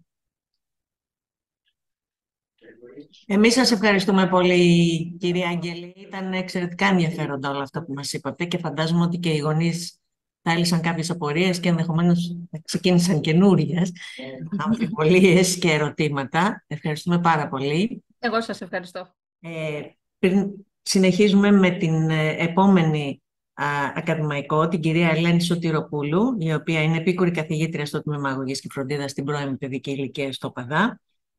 και θα μας μιλήσει για τις ρουτίνες στον βρεφονιπιακό σταθμό σαν παράγοντα μάθησης και κοινωνικής συναισθηματικής ευημερίας. Σας ακούμε, κυρία Σωτηροπούλου. Καλησπέρα. Καλώς ήρθατε. Καλώς σας βρήκα. Ευχαριστώ πάρα πολύ για την πρόσκληση. Είναι τιμή μου να βρίσκομαι σε μια τέτοια προσπάθεια επικοινωνίας ανάμεσα στους γονείς και τους παιδαγωγούς. Είναι προσπάθειες που τις στηρίζουμε και πραγματικά ευχόμαστε να υπάρξουν και άλλες μελλοντικά. Είναι για μας χαρά και τιμή που είστε εδώ και εσείς και όλοι οι συνάδελφοι ακαδημαϊκοί, και ευελπιστούμε και εμείς αυτό να είναι μια αρχή συνεχόμενων διαδικτυακών ημερίδων, βέβαια με συμμετοχή από τους γονείς, γιατί κυρίως αυτούς απευθυνόμαστε και όχι μόνο. Εμείς ευχαριστούμε, σας ακούμε. Ωραία, λοιπόν, λίγο μόνο βλέπω δεξιά τα πρόσωπα και δεν μπορώ να βλέπω όλη τη διαφάνεια, αλλά δεν πειράζει. Εγώ θα προσπαθήσω λίγο να σας μεταφέρω μέσα στον παιδικό σταθμό, μέσα σε ένα πολύ σημαντικό κομμάτι που αφορά το πρόγραμμα και τη δομή του προγράμματος του βρεφονιπιακού σταθμού, που είναι οι ρουτίνες. Οι ρουτίνες, λοιπόν, μπορούν να εξεταστούν, αν και συνήθως τις συνδέουμε με μία αρνητική έννοια. Όλοι χρησιμοποιούμε τη λέξη «όπου έχω ρουτινιάσει» και πάντα έχει ένα αρνητικό πρόσημο. Ίσως λοιπόν δεν είναι έτσι τα πράγματα και ειδικά στο πλαίσιο του βρεφονιπιακού σταθμού υπάρχουν έρευνες, υπάρχει λοιπόν η δυνατότητα να τις δούμε σαν ένα παράγοντα που βοηθούν στη μάθηση των παιδιών και κυρίως να συμβάλλουν στην προαγωγή της κοινωνικής και συναισθηματικής ευημερίας τους. Αν ξεκινήσουμε λοιπόν από την αρχή, για να δούμε πότε υπάρχουν αυτές οι ρουτίνες, πότε πρωτοεμφανίζονται, σίγουρα θα τις συναντήσουμε πρώτα στο οικογενειακό περιβάλλον. Από τη στιγμή λοιπόν που γεννιέται ένα παιδί, το πρόσωπο που αναλαμβάνει κυρίως τη φροντίδα του, αναλαμβάνει αυτόματα, χωρίς να το καταλαβαίνει κιόλας, να δομήσει καθημερινά τις ώρες που ένα παιδί θα κοιμάται, θα το ταΐσει, θα το κάνει μπάνιο, θα είναι η ώρα του παιχνιδιού. Δημιουργεί επομένως κάποια μοτίβα, τα οποία αφορούν έτσι το πρόγραμμα μιας ημέρας. Αυτά τα μοτίβα, τα παιδί τα εσωτερικεύει, γιατί το κάνει να αισθάνεται ασφάλεια. Γιατί γνωρίζει τι θα γίνει κάθε στιγμή, τι θα ακολουθήσει. Άρα δημιουργείται μια προβλεψιμότητα. Αυτή είναι η αίσθηση ασφάλειας που δημιουργείται. Δίνει στο παιδί τη δυνατότητα να θέλει να γνωρίσει τον κόσμο. Όταν αισθάνεται ασφάλεια, του δίνεται η δυνατότητα να εξερευνήσει το περιβάλλον, να εξερευνήσει τους ανθρώπους που βρίσκονται γύρω του, να επικοινωνήσει. Πολλές έρευνες, μάλιστα, έχουν δείξει ότι παιδιά τα οποία μεγάλωσαν σε περιβάλλοντα που δεν υπήρχε σταθερότητα, δεν υπήρχε αυτό το κομμάτι της ασφάλειας που δημιουργούν οι ρουτίνες, επηρέασαν αρνητικά την ανάπτυξη των παιδιών και αυτή η αρνητική επίδραση αφορούσε τη δημιουργία φόβου στα παιδιά, ανασφάλειας, δύσκολης προσαρμογής σε καταστάσεις. Αυτό λοιπόν που ίσως δεν γνωρίζετε είναι ότι οι ρουτίνες δεν υπάρχουν μόνο στο οικογενειακό περιβάλλον, αλλά υπάρχουν και στο βρεφονιπιακό σταθμό. Πολύ σύντομα, χωρίς να σας κουράσω, απλά για να δώσω έναν ορισμό στις ρουτίνες, οι ρουτίνες είναι κάτι που επαναλαμβάνεται σε τακτά χρονικά διαστήματα. Μπορεί να συμβαίνει καθημερινά, μπορεί να συμβαίνει μια φορά την εβδομάδα, αναλόγως τον τύπο ρουτίνας για τον οποίο συζητάμε. Υπάρχουν ρουτίνες που συναντάμε σε όλους τους βρεφονιπιακούς σταθμούς και υπάρχουν ρουτίνες που συναντάμε σε κάθε τάξη και είναι διαφορετικοί. Άρα αυτό σημαίνει ότι κάποιες ρουτίνες τις σχεδιάζουν οι ίδιοι οι παιδαγωγοί, γιατί από πίσω υπάρχει ένας παιδαγωγικός στόχος. Άρα οι ρουτίνες, με πολύ απλά λόγια, είναι κάτι που επαναλαμβάνεται σε τακτό χρονικό διάστημα και είναι ένα βήμα, ένα στάδιο του συνολικού προγράμματος του βρεφονιπιακού σταθμού. Εδώ μπορείτε να δείτε μία ταξινόμηση για τις ρουτίνες. Δεν είναι η μοναδική, ούτε τα πλαίσια ανάμεσα στο διαχωρισμό και στη ταξινόμηση με τις ρουτίνες είναι σαφή. Μία ρουτίνα, για παράδειγμα, μπορεί να ανήκει σε μία ή σε δύο κατηγορίες. Άρα, έτσι πολύ γενικά έχουμε ρουτίνες που μπορούμε να διακρίνουμε ανάλογα με το πόσο συχνά εφαρμόζονται, ανάλογα με την περίσταση, ανάλογα με το χώρο ή ανάλογα με το στόχο που κρύβεται πίσω από αυτή. Και θα ξεκινήσω λοιπόν λίγο έτσι διαφορετικά. Σε μία έρευνα που έγινε το 2022, τα υποκείμενα της έρευνας ήταν παιδαγωγή και σας θυμίζω ότι είχαν ξεκινήσει οι παιδικοί σταθμοί να λειτουργούν, αλλά υπήρχαν κάποια υγειονομικά πρωτόκολλα που πάλι έπρεπε να τα εφαρμόζουν και αυτό περιόριζε και τις δυνατότητες που τους έδιναν να διαχειριστούν και το υλικό μέσα στο παιδικό σταθμό και το πρόγραμμά τους να το αλλάξουν. Τους ρωτήσαμε λοιπόν πώς έχουν επηρεαστεί αυτές οι ρουτίνες, οι καθημερινές ρουτίνες. Επειδή δεν έχουμε τον χρόνο για να διαβάσω τις απαντήσεις, που εδώ μάλιστα έχω βάλει απλά μερικές, θα σταθώ δίπλα στο πλαίσιο σε κάποιες λέξεις που αναφέρθηκαν οι παιδαγωγοί. Παρατήρησαν λοιπόν ότι επειδή τα υγειονομικά πρωτόκολλα άλλαξαν τις ρουτίνες που εφάρμοζαν, παρατήρησαν στα παιδιά μια αποδιοργάνωση, μια ανασφάλεια, μια αδυναμία να διαχειριστούν τα συναισθήματά τους, φόβο να εξερευνήσουν το περιβάλλον και γενικότερα μια αδυναμία στο να συνάψουν σχέσεις. Δεν ένιωθαν ότι μπορούν εύκολα να εμπιστευτούν άλλα άτομα ή να συνδεθούν με άλλα άτομα. Και εδώ λοιπόν μπορεί κάποιος να πει, μα καλά, από τις ρουτίνες μπορεί όλο αυτό να συμβεί. Ας δούμε λοιπόν πραγματικά πώς μπορεί να συμβεί. Όπως είπαμε στην αρχή, οι ρουτίνες έχουν παιδαγωγική αξία. Θα δούμε και παραδείγματα από ρουτίνες, αλλά θα ξεκινήσω και θα σας πω ότι οι ρουτίνες συμβάλλουν στην κοινωνική και συναισθηματική και γνωστική ανάπτυξη του παιδιού, που κατά συνέπεια βοηθάει στην καλλιέργεια της υπευθυνότητας, της αυτονομίας και του αυτοελέγχου του παιδιού. Γιατί όπως είπαμε στην αρχή, ένα παιδί κατανοεί τι περιμένουμε από αυτό. Έχουμε δημιουργήσει αυτά τα μοτίβα. Άρα γνωρίζει ανά πάσα στιγμή τι θα του ζητήσουμε και έτσι μπορεί να ανταποκριθεί στις προσδοκίες μας. Δεν νιώθει και το ίδιο ότι ήταν σε ένα χαοτικό περιβάλλον. Επίσης, αυτό το ότι γνωρίζει τα βήματα της ρουτίνας, τα προετοιμάζει συναισθηματικά, τους μειώνει το άγχος, το στρες ή ακόμα και προβλήματα συμπεριφοράς, κυρίως στις περιπτώσεις που μιλάμε και για την έναρξη μιας σχολικής χρονιάς ή για ένα παιδί που για πρώτη φορά πηγαίνει στο παιδικό σταθμό και νιώθει ακόμα την ανασφάλεια. Γνωρίζει όμως στη συνέχεια ότι, για παράδειγμα, μετά το μεσημεριανό θα έρθει ο πατέρας μου ή η μητέρα μου να με πάρει. Άρα έτσι αρχίζει και νιώθει συναισθηματικά προετοιμασμένο. Επίσης, δημιουργεί ασφάλεια και έλεγχο του περιβάλλοντος, του δημιουργεί το κίνητρο να συμμετέχει στη μάθηση και ότι ανήκει κάπου, άρα καλλιεργεί δεξιότητες και γενικότερα είναι ο βασικός στόχος στην προσχολική αγωγή να δίνουμε στο παιδί δυνατότητες να εξερευνά το περιβάλλον, γιατί η εξερεύνηση του περιβάλλοντος συνδέεται με μαθησιακές εμπειρίες. Και φυσικά, εδώ ένα μυστικό των παιδαγωγών, ότι όταν δημιουργούν ρουτίνες με τα παιδιά, δημιουργεί εντός εισαγωγικών ένα κοινό κώδικα, ένα μυστικό κώδικα μεταξύ τους, που μπορούν να συνεννοηθούν και έτσι αυτό δημιουργεί και ισχυρούς δεσμούς στη συνέχεια. Ας δούμε μερικά παραδείγματα. Κάποια παραδείγματα που κάποια πιστεύω ότι τα έχετε δει και σαν γονείς. Η υποδοχή λοιπόν του παιδιού στο βρεφονιπιακό σταθμό. Το πρωί όταν πηγαίνει, συνήθως ακολουθεί μία ρουτίνα. Θα κρεμάσει το μπουφάν του στον ειδικό χώρο, θα αφήσει τη τσάντα του, θα περάσει μετά σε μία αίθουσα, θα χαιρετήσει συνήθως τον παιδαγωγό ή την παιδαγωγό, θα χαιρετήσει τους συμμαθητές του, θα καθίσει σε αυτήν την αίθουσα για μερικό χρόνο, μέχρι να μαζευτούν όλα τα παιδιά και να ολοκληρωθεί η προσέλευση και στη συνέχεια θα μεταβεί στην τραπεζαρία για να πάρει το πρωινό. Κάτι λοιπόν που φαίνεται τόσο απλό, θα σας πω τι ακριβώς κρύβει από πίσω. Ένα παιδί λοιπόν, ακολουθώντας αυτή τη ρουτίνα, αποκτά ή καλλιεργεί κοινωνικές δεξιότητες και δεξιότητες ζωής. Καλλιεργεί την αυτονομία του. Αρχίζει να κατανοεί την αλληλουχία και τη συνέχεια που υπάρχει μέσα στο χρόνο. Το πρωί θα κάνω αυτό, μετά θα πάω σε τραπεζαρία, μετά θα μπω στη τάξη. Άρα αρχίζει και κατανοεί χρονικές έννοιες. Μια δεύτερη ρουτίνα, που είναι πολύ συνηθισμένη. Στην αρχή λοιπόν, μετά μάλλον το πρωινό, οι παιδαγωγοί συνήθως μπαίνουν στην τάξη και κάθονται με τα παιδιά σε έναν κύκλο. Σε αυτόν τον κύκλο αρχίζουν και συζητάνε διάφορα πράγματα. Από το πιο απλό, πώς περάσατε χθες ή τι κάνατε το Σαββατοκύριακο, μέχρι πιο σύνθετα πράγματα που έχουν να κάνουν με ένα θέμα που διερευνούν. Πάλι φαίνεται κάτι απλό, αλλά όσο τα παιδιά κάθονται στο κύκλο και καλούνται να μιλήσουν, να αναπτύσσουν γλωσσικές δεξιότητες, αναπτύσσουν δεξιότητες καλής επικοινωνίας, γιατί μαθαίνουν ότι δεν μιλάμε όλοι μαζί, για παράδειγμα, αλλά πρέπει να περιμένω τη σειρά μου, και φυσικά αναπτύσσουν συναισθηματικό δέσιμο με τα υπόλοιπα μέλη της ομάδας. Και τέλος, μία ρουτίνα στο μεσημεριανό. Τα παιδιά συνήθως κάθονται αναπαρέες στα τραπέζια. Κάποιες φορές μπορεί οι παιδαγωγοί να τους ζητήσουν βοήθεια, να μοιράσουν ένα πιάτο ή ένα κουτάλι, και δεν είναι ότι το κάνουν έτσι απερίσκεπτα, το κάνουμε γιατί κρύβεται από πίσω και εδώ μια παιδαγωγική αξία.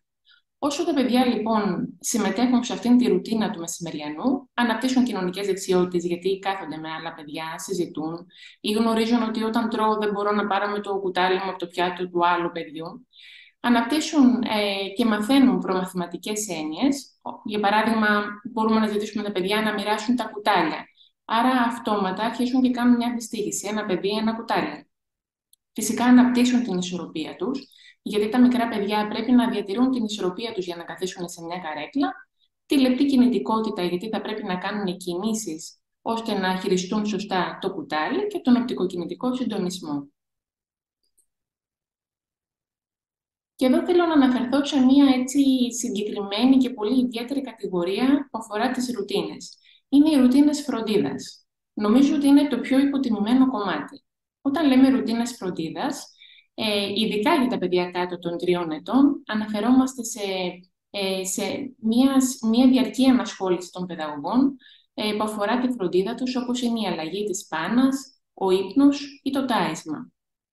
Εδώ λοιπόν μπορεί εύκολα να σκεφτεί κάποιος ότι δεν είναι κάτι παιδαγωγικό, είναι κάτι που μπορεί να το κάνει ο καθένας.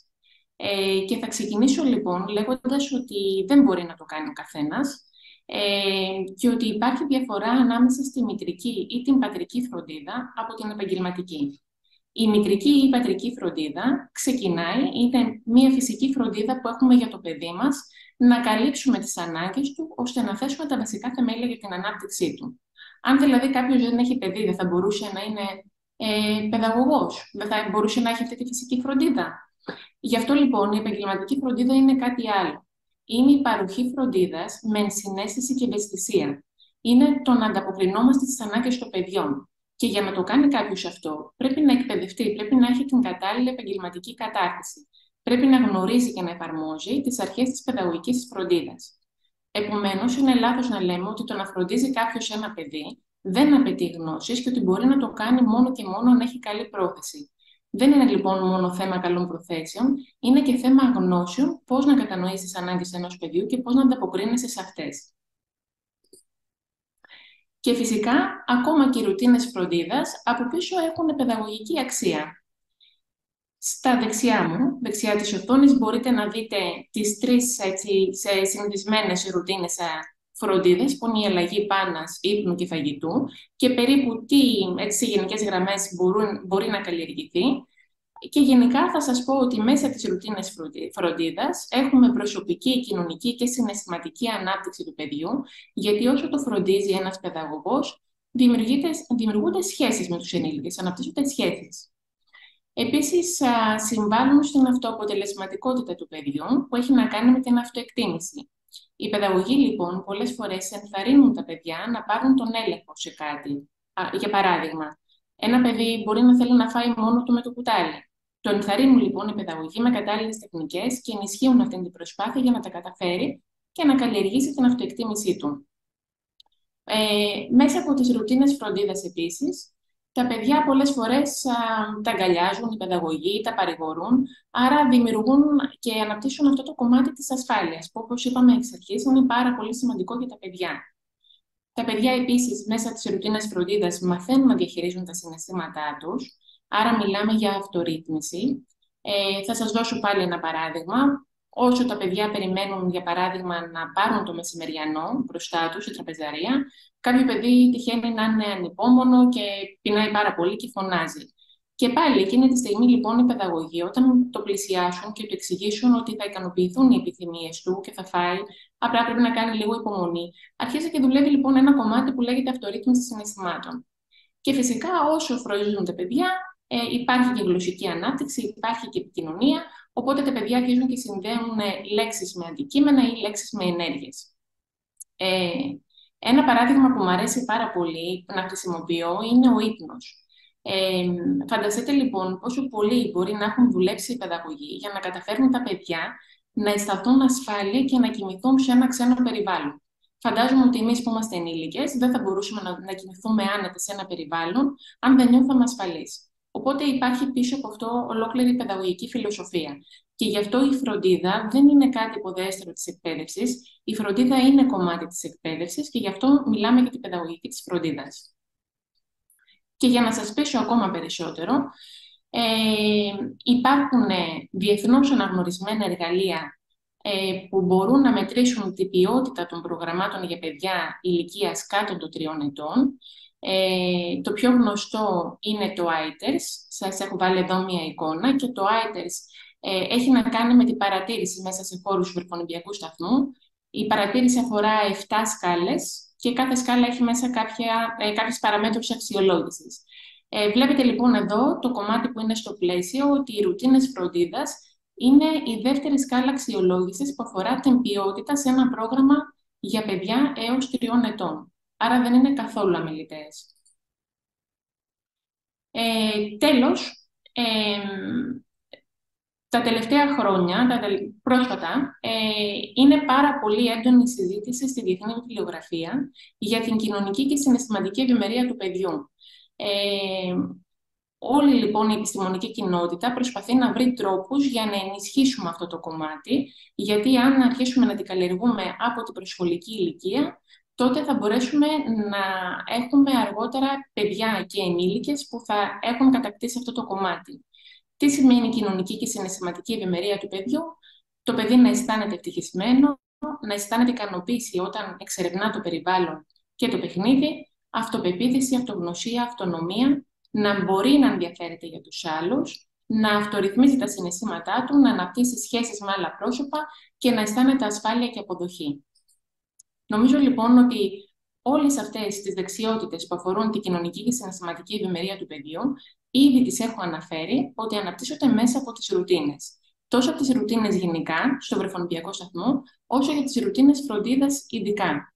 Επομένως, οι ρουτίνες αποτελούν ένα πάρα πολύ σημαντικό κομμάτι στο πρόγραμμα του βρεφονιπιακού σταθμού, που μπορούν σε αυτήν την κρίσιμη ηλικία των παιδιών να ενισχύσουν την κοινωνική και συναισθηματική τους ευημερία.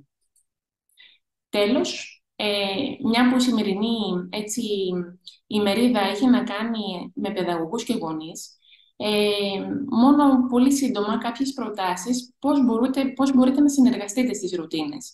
Η αλήθεια είναι ότι επειδή αφορά ένα κομμάτι στο πρόγραμμα του βρεφονιπιακού σταθμού, οι γονείς δεν μπορούν να έχουν εύκολα πρόσβαση σε αυτό. Υπάρχουν όμως κάποια σημεία που μπορούν να προσέξουν και να βοηθήσουν το έργο του παιδαγωγών. Βοηθήστε τους να εφαρμόσουν τις ρουτίνες που έχουν σχεδιάσει, γιατί όπως είδατε, από πίσω κρύβεται μια ολόκληρη παιδαγωγική φιλοσοφία. Για παράδειγμα, πολύ συχνά έχω δει παιδιά να φτάνουν καθυστερημένα στην πρωινή προσέλευση. Τρέχει λοιπόν ένας γονιός να το αφήσει να προλάβει να μπει μέσα. Και παραπονιάται κάποιες φορές ο παιδαγωγός και λέει: Πω, ήρθατε αργά και δεν μπορώ, τώρα πέρασε τόση ώρα και τρέχουμε. Είναι σημαντικό λοιπόν το πρωί ένα παιδί να συμμετέχει σε αυτήν την πρωινή ρουτίνα που περιγράψαμε πριν. Άρα, ένα παιδί πρέπει να έχει χρόνο να ξυπνήσει στο σπίτι, να ετοιμαστεί και να προλάβει την έναρξη αυτής της ρουτίνας. Ή, για παράδειγμα, όταν γίνονται οι μεταβάσεις και η προσαρμογή ενός παιδιού στο παιδικό σταθμό. Σας λένε οι παιδαγωγοί, θα έρθετε να το πάρετε τη τάδε ώρα, γιατί σιγά-σιγά στο μυαλό τους αυτοί να έχουν μια φιλοσοφία ότι σταδιακά θα προσαρμοστούν τα παιδιά. Έχω δει λοιπόν γονείς που μπορεί να πηγαίνουν πιο νωρίς ή πιο αργά και να λένε τώρα μπόρεσα να πάω.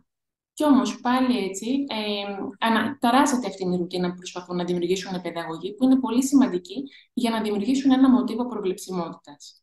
Ένα δεύτερο που μπορείτε να κάνετε είναι να συνεχίσετε κάποιες ρουτίνες στο σπίτι, κάποιες απλές ρουτίνες. Για παράδειγμα, όταν ένα παιδί φτάνει στο σπίτι μετά το παιδικό σταθμό, μπορείτε να εφαρμόσετε κάτι παρόμοιο.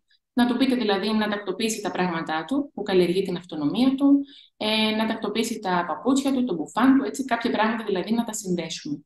Και τέλος, νομίζω ότι το σημαντικότερο είναι να υπάρχει αμφίδρομη επικοινωνία ανάμεσα στους γονείς και τους παιδαγωγούς για να υπάρχει ανατροφοδότηση. Οπότε, εσείς είστε ένας πολύ σημαντικός διάβλος για να μεταφέρετε τι βιώνουν τα παιδιά στο βρεφονιπιακό σταθμό, τι τους αρέσει, τι δεν τους αρέσει, και αυτό να το αξιοποιούν κατάλληλα οι παιδαγωγοί. Σας ευχαριστώ πάρα πολύ. Εμείς σας ευχαριστούμε. Οι τελευταίες παρεμβάσεις για τη συνεργασία ήταν εξαιρετικές και σας ευχαριστούμε, γιατί θα βοηθήσει και πάρα πολλούς γονιούς να καταλάβουν και τη φύση της δουλειάς που έχει αυτή η ρουτίνα για τα παιδάκια και για μας στον παιδικό σταθμό. Ευχαριστούμε. Και συνεχίζουμε με την κυρία Ελένη Κατσιάδα, η οποία είναι επίκουρη καθηγήτρια στο Τμήμα Αγωγής και Φροντίδας στην πρώιμη παιδική ηλικία στο ΠΑΔΑ, και θα μας μιλήσει Ο τίτλος μάλλον είναι «Μωρό, δεν καταλαβαίνει», ενισχύοντας την παιδαγωγική της οικογένειας. Σας ακούμε, ο λόγος σε εσάς. Καλησπέρα και από μένα. Ευχαριστώ πολύ και για την πρόσκληση και για τους γονείς βέβαια που έχουν μείνει και μέχρι αυτή την ώρα. Είναι και μεσημέρι, θα θέλουν να ταΐσουν και τα παιδιά τους. Λοιπόν, μισό λεπτό. Το έχω βάλει σε πλήρη οθόνη γιατί κάπως δεν μου φαίνεται με ένα πλήρη οθόνη. Ωραία, τέλεια. Λοιπόν, σήμερα εγώ επέλεξα να μιλήσω για την παιδαγωγική της οικογένειας και πώς μπορούμε να την ενισχύσουμε. Νομίζω ότι είναι κάτι που το παραγωνίζουμε, μιλώντας κυρίως ως παιδαγωγοί για παιδαγωγικά και μέσα στους σταθμούς, αλλά είναι ένα πολύ σημαντικό κομμάτι που πρέπει, θεωρώ, να το λαμβάνουμε υπόψη. Πριν ξεκινήσω όμως να πω για την παιδαγωγική της οικογένειας, θα ξεκινήσω με μια φράση που είτε την έχουμε χρησιμοποιήσει όλοι μας, είτε έχουμε ακούσει να τη λένε. Το «είναι μωρό, δεν καταλαβαίνει». Αυτή τη φράση, έτσι πολύ γρήγορα μπορώ να πω ότι τη χρησιμοποιούμε σε δύο περιπτώσεις. Όταν ένα μωρό κλαίει, που του έχει πάρει ή θέλει ένα παιχνίδι από ένα μεγαλύτερο παιδί και λέμε «δώσ' του το μωρό, είναι μωρό, δεν καταλαβαίνει αυτό». Ή όταν εμείς σαν ενήλικες καλούμαστε να απαντήσουμε δύσκολες ερωτήσεις στα παιδιά, π.χ. για το θάνατο. Μπορούμε να μιλήσουμε σε ένα μικρό παιδί για το θάνατο. Και εκεί λέμε «είναι μωρό, δεν καταλαβαίνει, άστο». Αυτό που θεωρούμε μωρό, και αν καταλαβαίνει τελικά, εμείς επιστήμονες λέμε ότι είναι μέχρι την ηλικία 1 έτους. Η ευρύτερη κοινωνία όμως μπορεί να το φτάσει το μωρό, το βρέφος, μέχρι την ηλικία των 2 ή ακόμη και των 3 ετών. Οπότε αυτό που θεωρούμε εμείς μωρό ή παιδί ή παιδική ηλικία εξαρτάται από τις αντιλήψεις που έχουμε για το τι είναι αυτό, πώς το ορίζουμε. Είναι ένα κοινωνικό κατασκεύασμα. Εξαρτάται από την κοινωνία που ζούμε και την εποχή που ζούμε.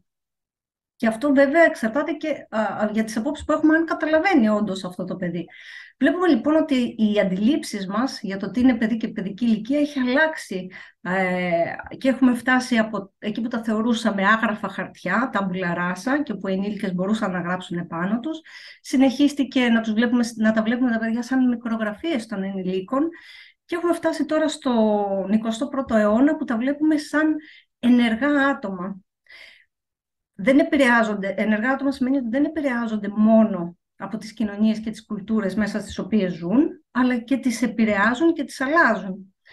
Στο να αλλάξει η αντίληψή μας για τα παιδιά και πώς θα αντιλαμβανόμαστε σαν ενεργούς ενήλικες συνέβαλε πάρα πολύ, όπως είπαν και στην αρχή της συζήτησης αυτής κάποιοι παιδαγωγοί, η Σύμβαση των Δικαιωμάτων του Παιδιού, η οποία υπογραμμίζει ότι ακόμη και τα βρέφη έχουν δικαίωμα να εκφράσουν τις απόψεις τους. Έτσι και εμείς σαν ενήλικες οφείλουμε να τις λάβουμε σοβαρά υπόψη.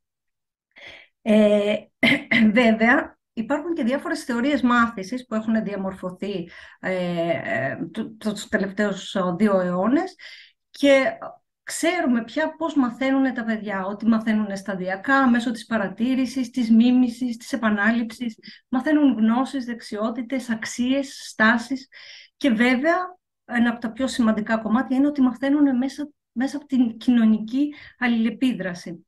Τώρα πια θεωρούμε ότι τα παιδιά ως ενεργά άτομα συμμετέχουν και τα ίδια στη μάθησή τους. Δεν είναι δηλαδή παθητικοί δέκτες που κάποιος πάει και τους μαθαίνει κάτι, αλλά είναι ενεργά άτομα τα οποία επενεργούν, επεμβαίνουν δηλαδή πάνω στο περιβάλλον στο οποίο δρούν και αναπτύσσονται και το αλλάζουν, το διαμορφώνουν. Η επενέργεια είναι η ικανότητα των παιδιών, η έμφυτη ικανότητά τους να αναλάβουν πρωτοβουλίες και να πάρουν αποφάσεις για όλα τα θέματα που τα αφορούν. Όμως αυτό το κάνουν σύμφωνα με τις προδιαθέσεις τους. Και μίλησε και η κυρία Παπαϊλίου για προδιαθέσεις. Τα παιδιά έχουν χιλιάδες προδιαθέσεις, έχουν χιλιάδες έμφυτες τάσεις. Εδώ παρουσιάζω κάποιες, οι οποίες είναι σημαντικές για μας στην προσχολική αγωγή. Είναι η εξερεύνηση, είναι η επικοινωνία, είναι η αλληλεπίδραση, είναι η κοινωνικοποίηση, το παιχνίδι και η συνεισφορά. Για να καταλάβουμε το ρόλο που παίζουν οι προδιαθέσεις στη μάθηση, θα σας φέρω το παράδειγμα του κλάματος. Το παιδί, το βρέφος, έχει από τη φύση του όλα τα εργαλεία που χρειάζεται προκειμένου να κλάψει, άρα έχει την προδιάθεση να κλάψει. το κλάμα το χρησιμοποιεί για να μας δείξει ότι πονάει, ότι πεινάει, ότι δυσφορεί ή ακόμη και ότι θέλει παρέα, να το πάρουμε αγκαλιά. Όταν εμείς ανταποκρινόμαστε στο κλάμα του παιδιού και το ταΐζουμε, ας πούμε, το απαλύνουμε τον πόνο ή το παίρνουμε αγκαλιά για να το κάνουμε παρέα και του μιλάμε για να το ανακουφίσουμε, το παιδί μαθαίνει ότι αν τα χρειαστώ αυτά, θα κλάψω και η μαμά μου, ο μπαμπάς μου, ο παιδαγωγός μου θα έρθει και θα μου καλύψει αυτή την ανάγκη και θα είμαι καλά. Αν δεν ανταποκριθούμε σε αυτά, το παιδί πάλι θα μάθει. Θα μάθει ότι όσο και να κλαίω, δεν θα έρθει κανένας να ανταποκριθεί σε αυτή μου την ανάγκη. Οπότε σταματάει να χρησιμοποιεί το κλάμα ως τρόπο επικοινωνίας. Αυτό τώρα μπορεί να σας φαίνεται λίγο σκληρό, αλλά το αντιμετωπίζουμε και το βλέπουμε συχνά συνήθως σε ιδρύματα, όπου τα παιδιά, ο αριθμός των παιδιών είναι μεγάλος, οι ενήλικες που μπορούν να ανταποκριθούν είναι λίγοι και έτσι τα παιδιά συνήθως σταματάνε να ζητάνε μέσω του κλάματος αυτό που θέλουν. Άρα λοιπόν, προαπαιτούμενο για μια αποτελεσματική επικοινωνία είναι οι προδιαθέσεις του παιδιού και οι ενήλικες που ανταποκρίνονται. Τα βρέφη φυσικά καταλαβαίνουν πάρα πολύ γρήγορα αν είμαστε συντονισμένοι μαζί τους. Σας έχω ένα πολύ σύντομο βίντεο από τον τομέα της ψυχολογίας βέβαια, αλλά δεν θέλω να εστιάσετε. Είναι το πείραμα του ανέκφραστου προσώπου. Αυτό που θέλω να εστιάσετε είναι στο πόσο γρήγορα το βρέφος καταλαβαίνει ότι η μαμά του παραμένει ανέκφραστη και προσπαθεί να καταλάβει, είναι 12 μηνών το παιδί, προσπαθεί να καταλάβει όχι μόνο τι ακριβώς συμβαίνει, αλλά να επαναφέρει την επικοινωνία ανάμεσα στους δυο τους με διάφορους τρόπους, κουνώντας χέρια, όλο του το σώμα τσιρίζοντας. Θέλω δηλαδή να εστιάσετε στο τι δυσφορία προκαλείται στο παιδί όταν διακόπτεται αυτή η επικοινωνία.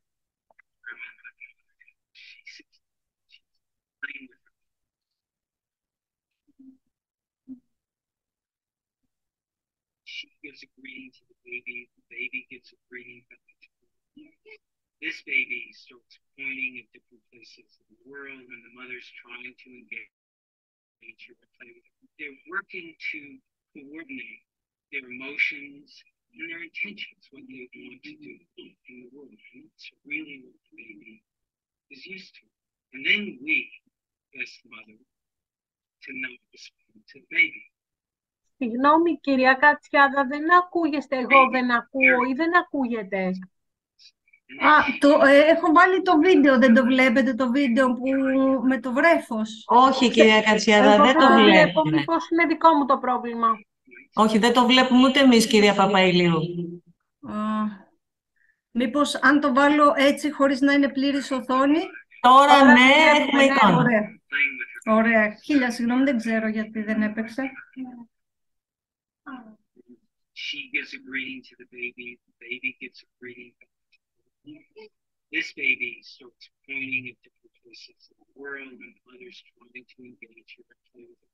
They're working to coordinate their emotions and their intentions, what they want to do in the world. And that's really what the baby is used to. And then we, as the mother, to not respond to the baby.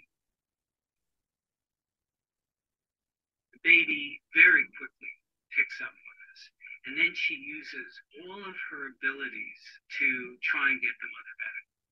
She smiles at the mother.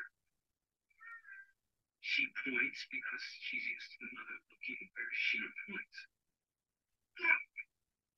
The baby puts both hands up in front of her and says, "What's happening here?" She makes that screechy sound. Come on, why are we doing that? Even in this 2 minutes when they don't get the normal, they react with negative emotions, they turn away, they feel the stress of it, they actually lose control of their hospitals, the stress.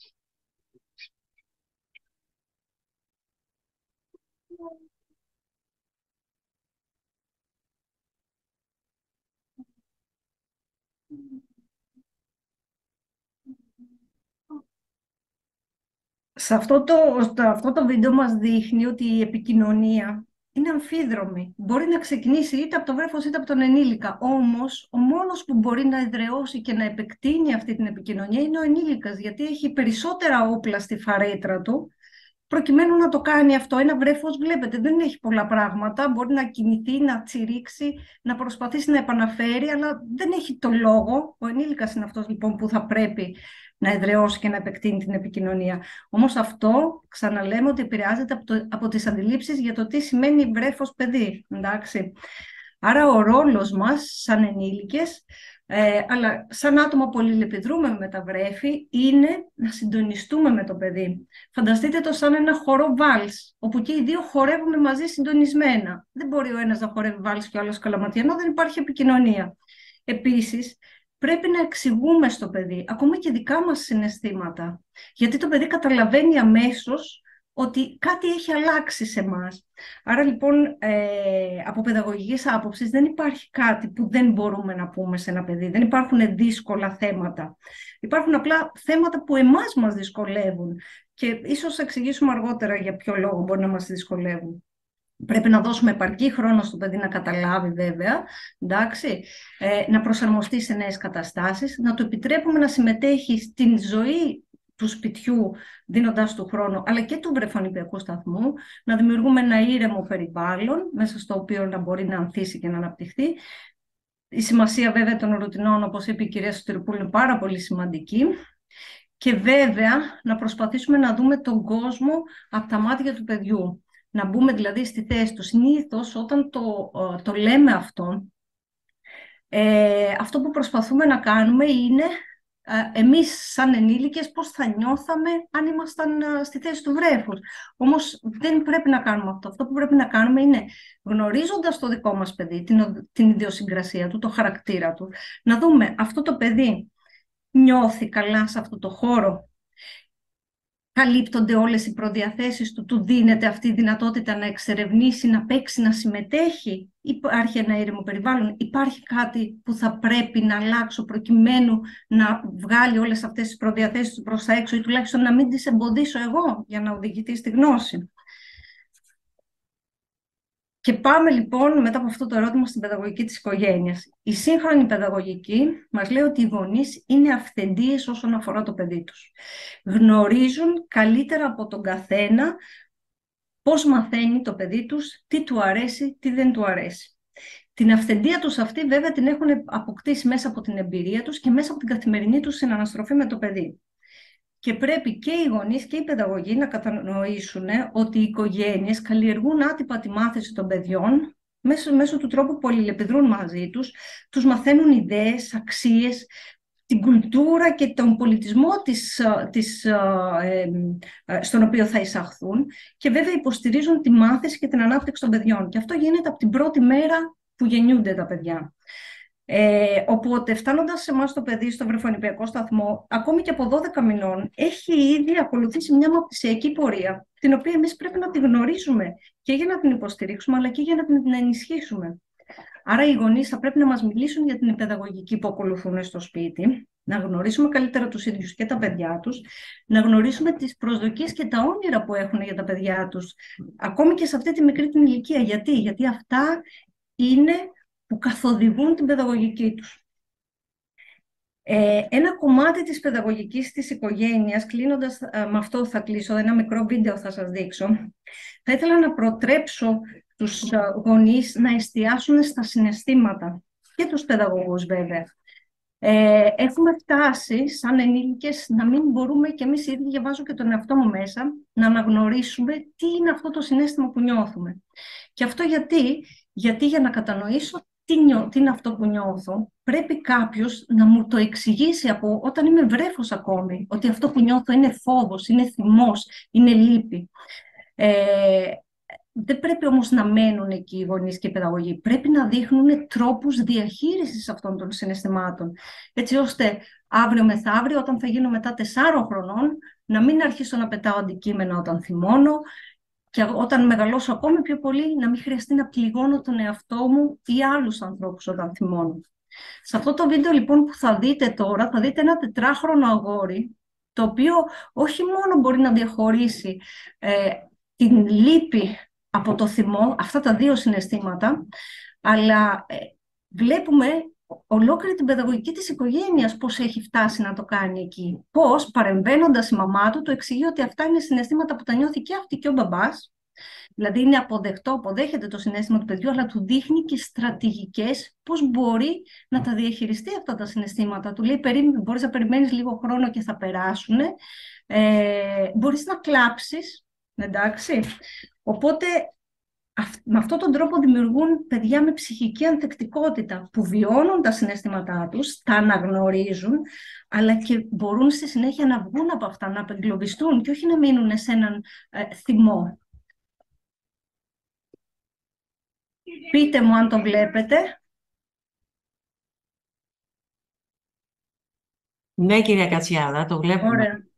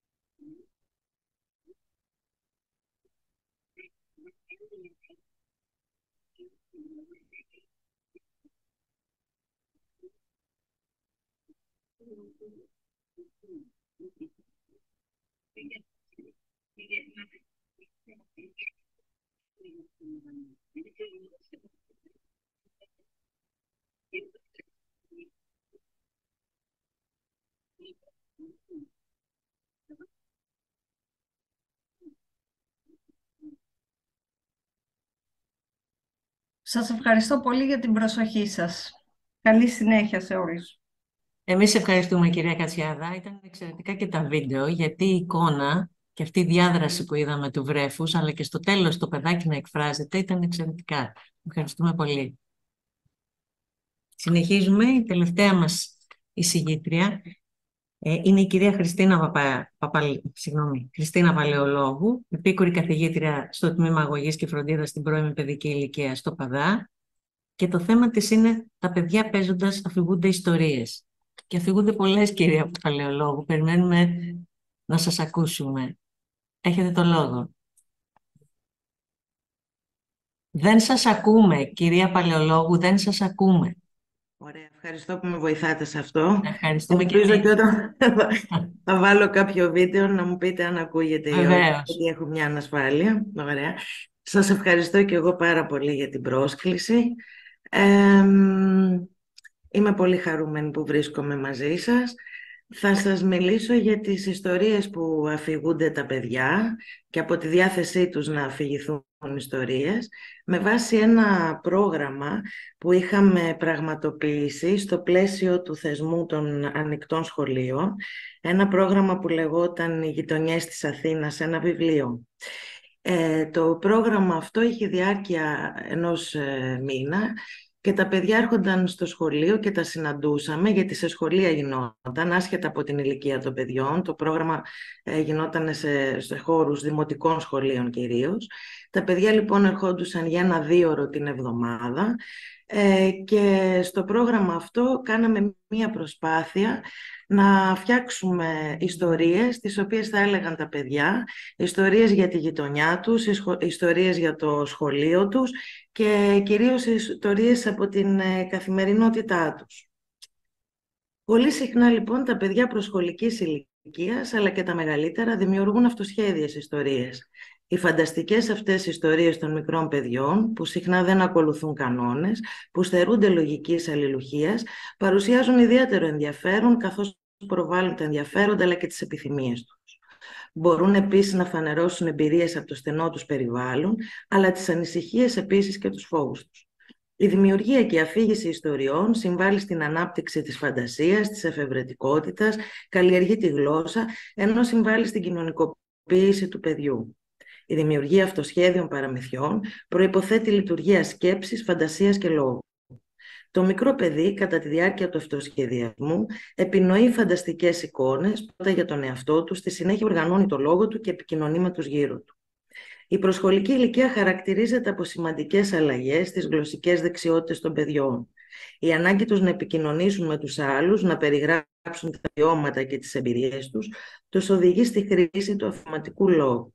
Με την πάροδο των ετών, ο λόγος των παιδιών εξελίσσεται, γίνεται πιο σύνθετο σε δομή και σε περιεχόμενο. Η ικανότητα λοιπόν των παιδιών στην αναδιήγηση αλλά και στην ελεύθερη αφήγηση βελτιώνεται με την πάροδο του χρόνου.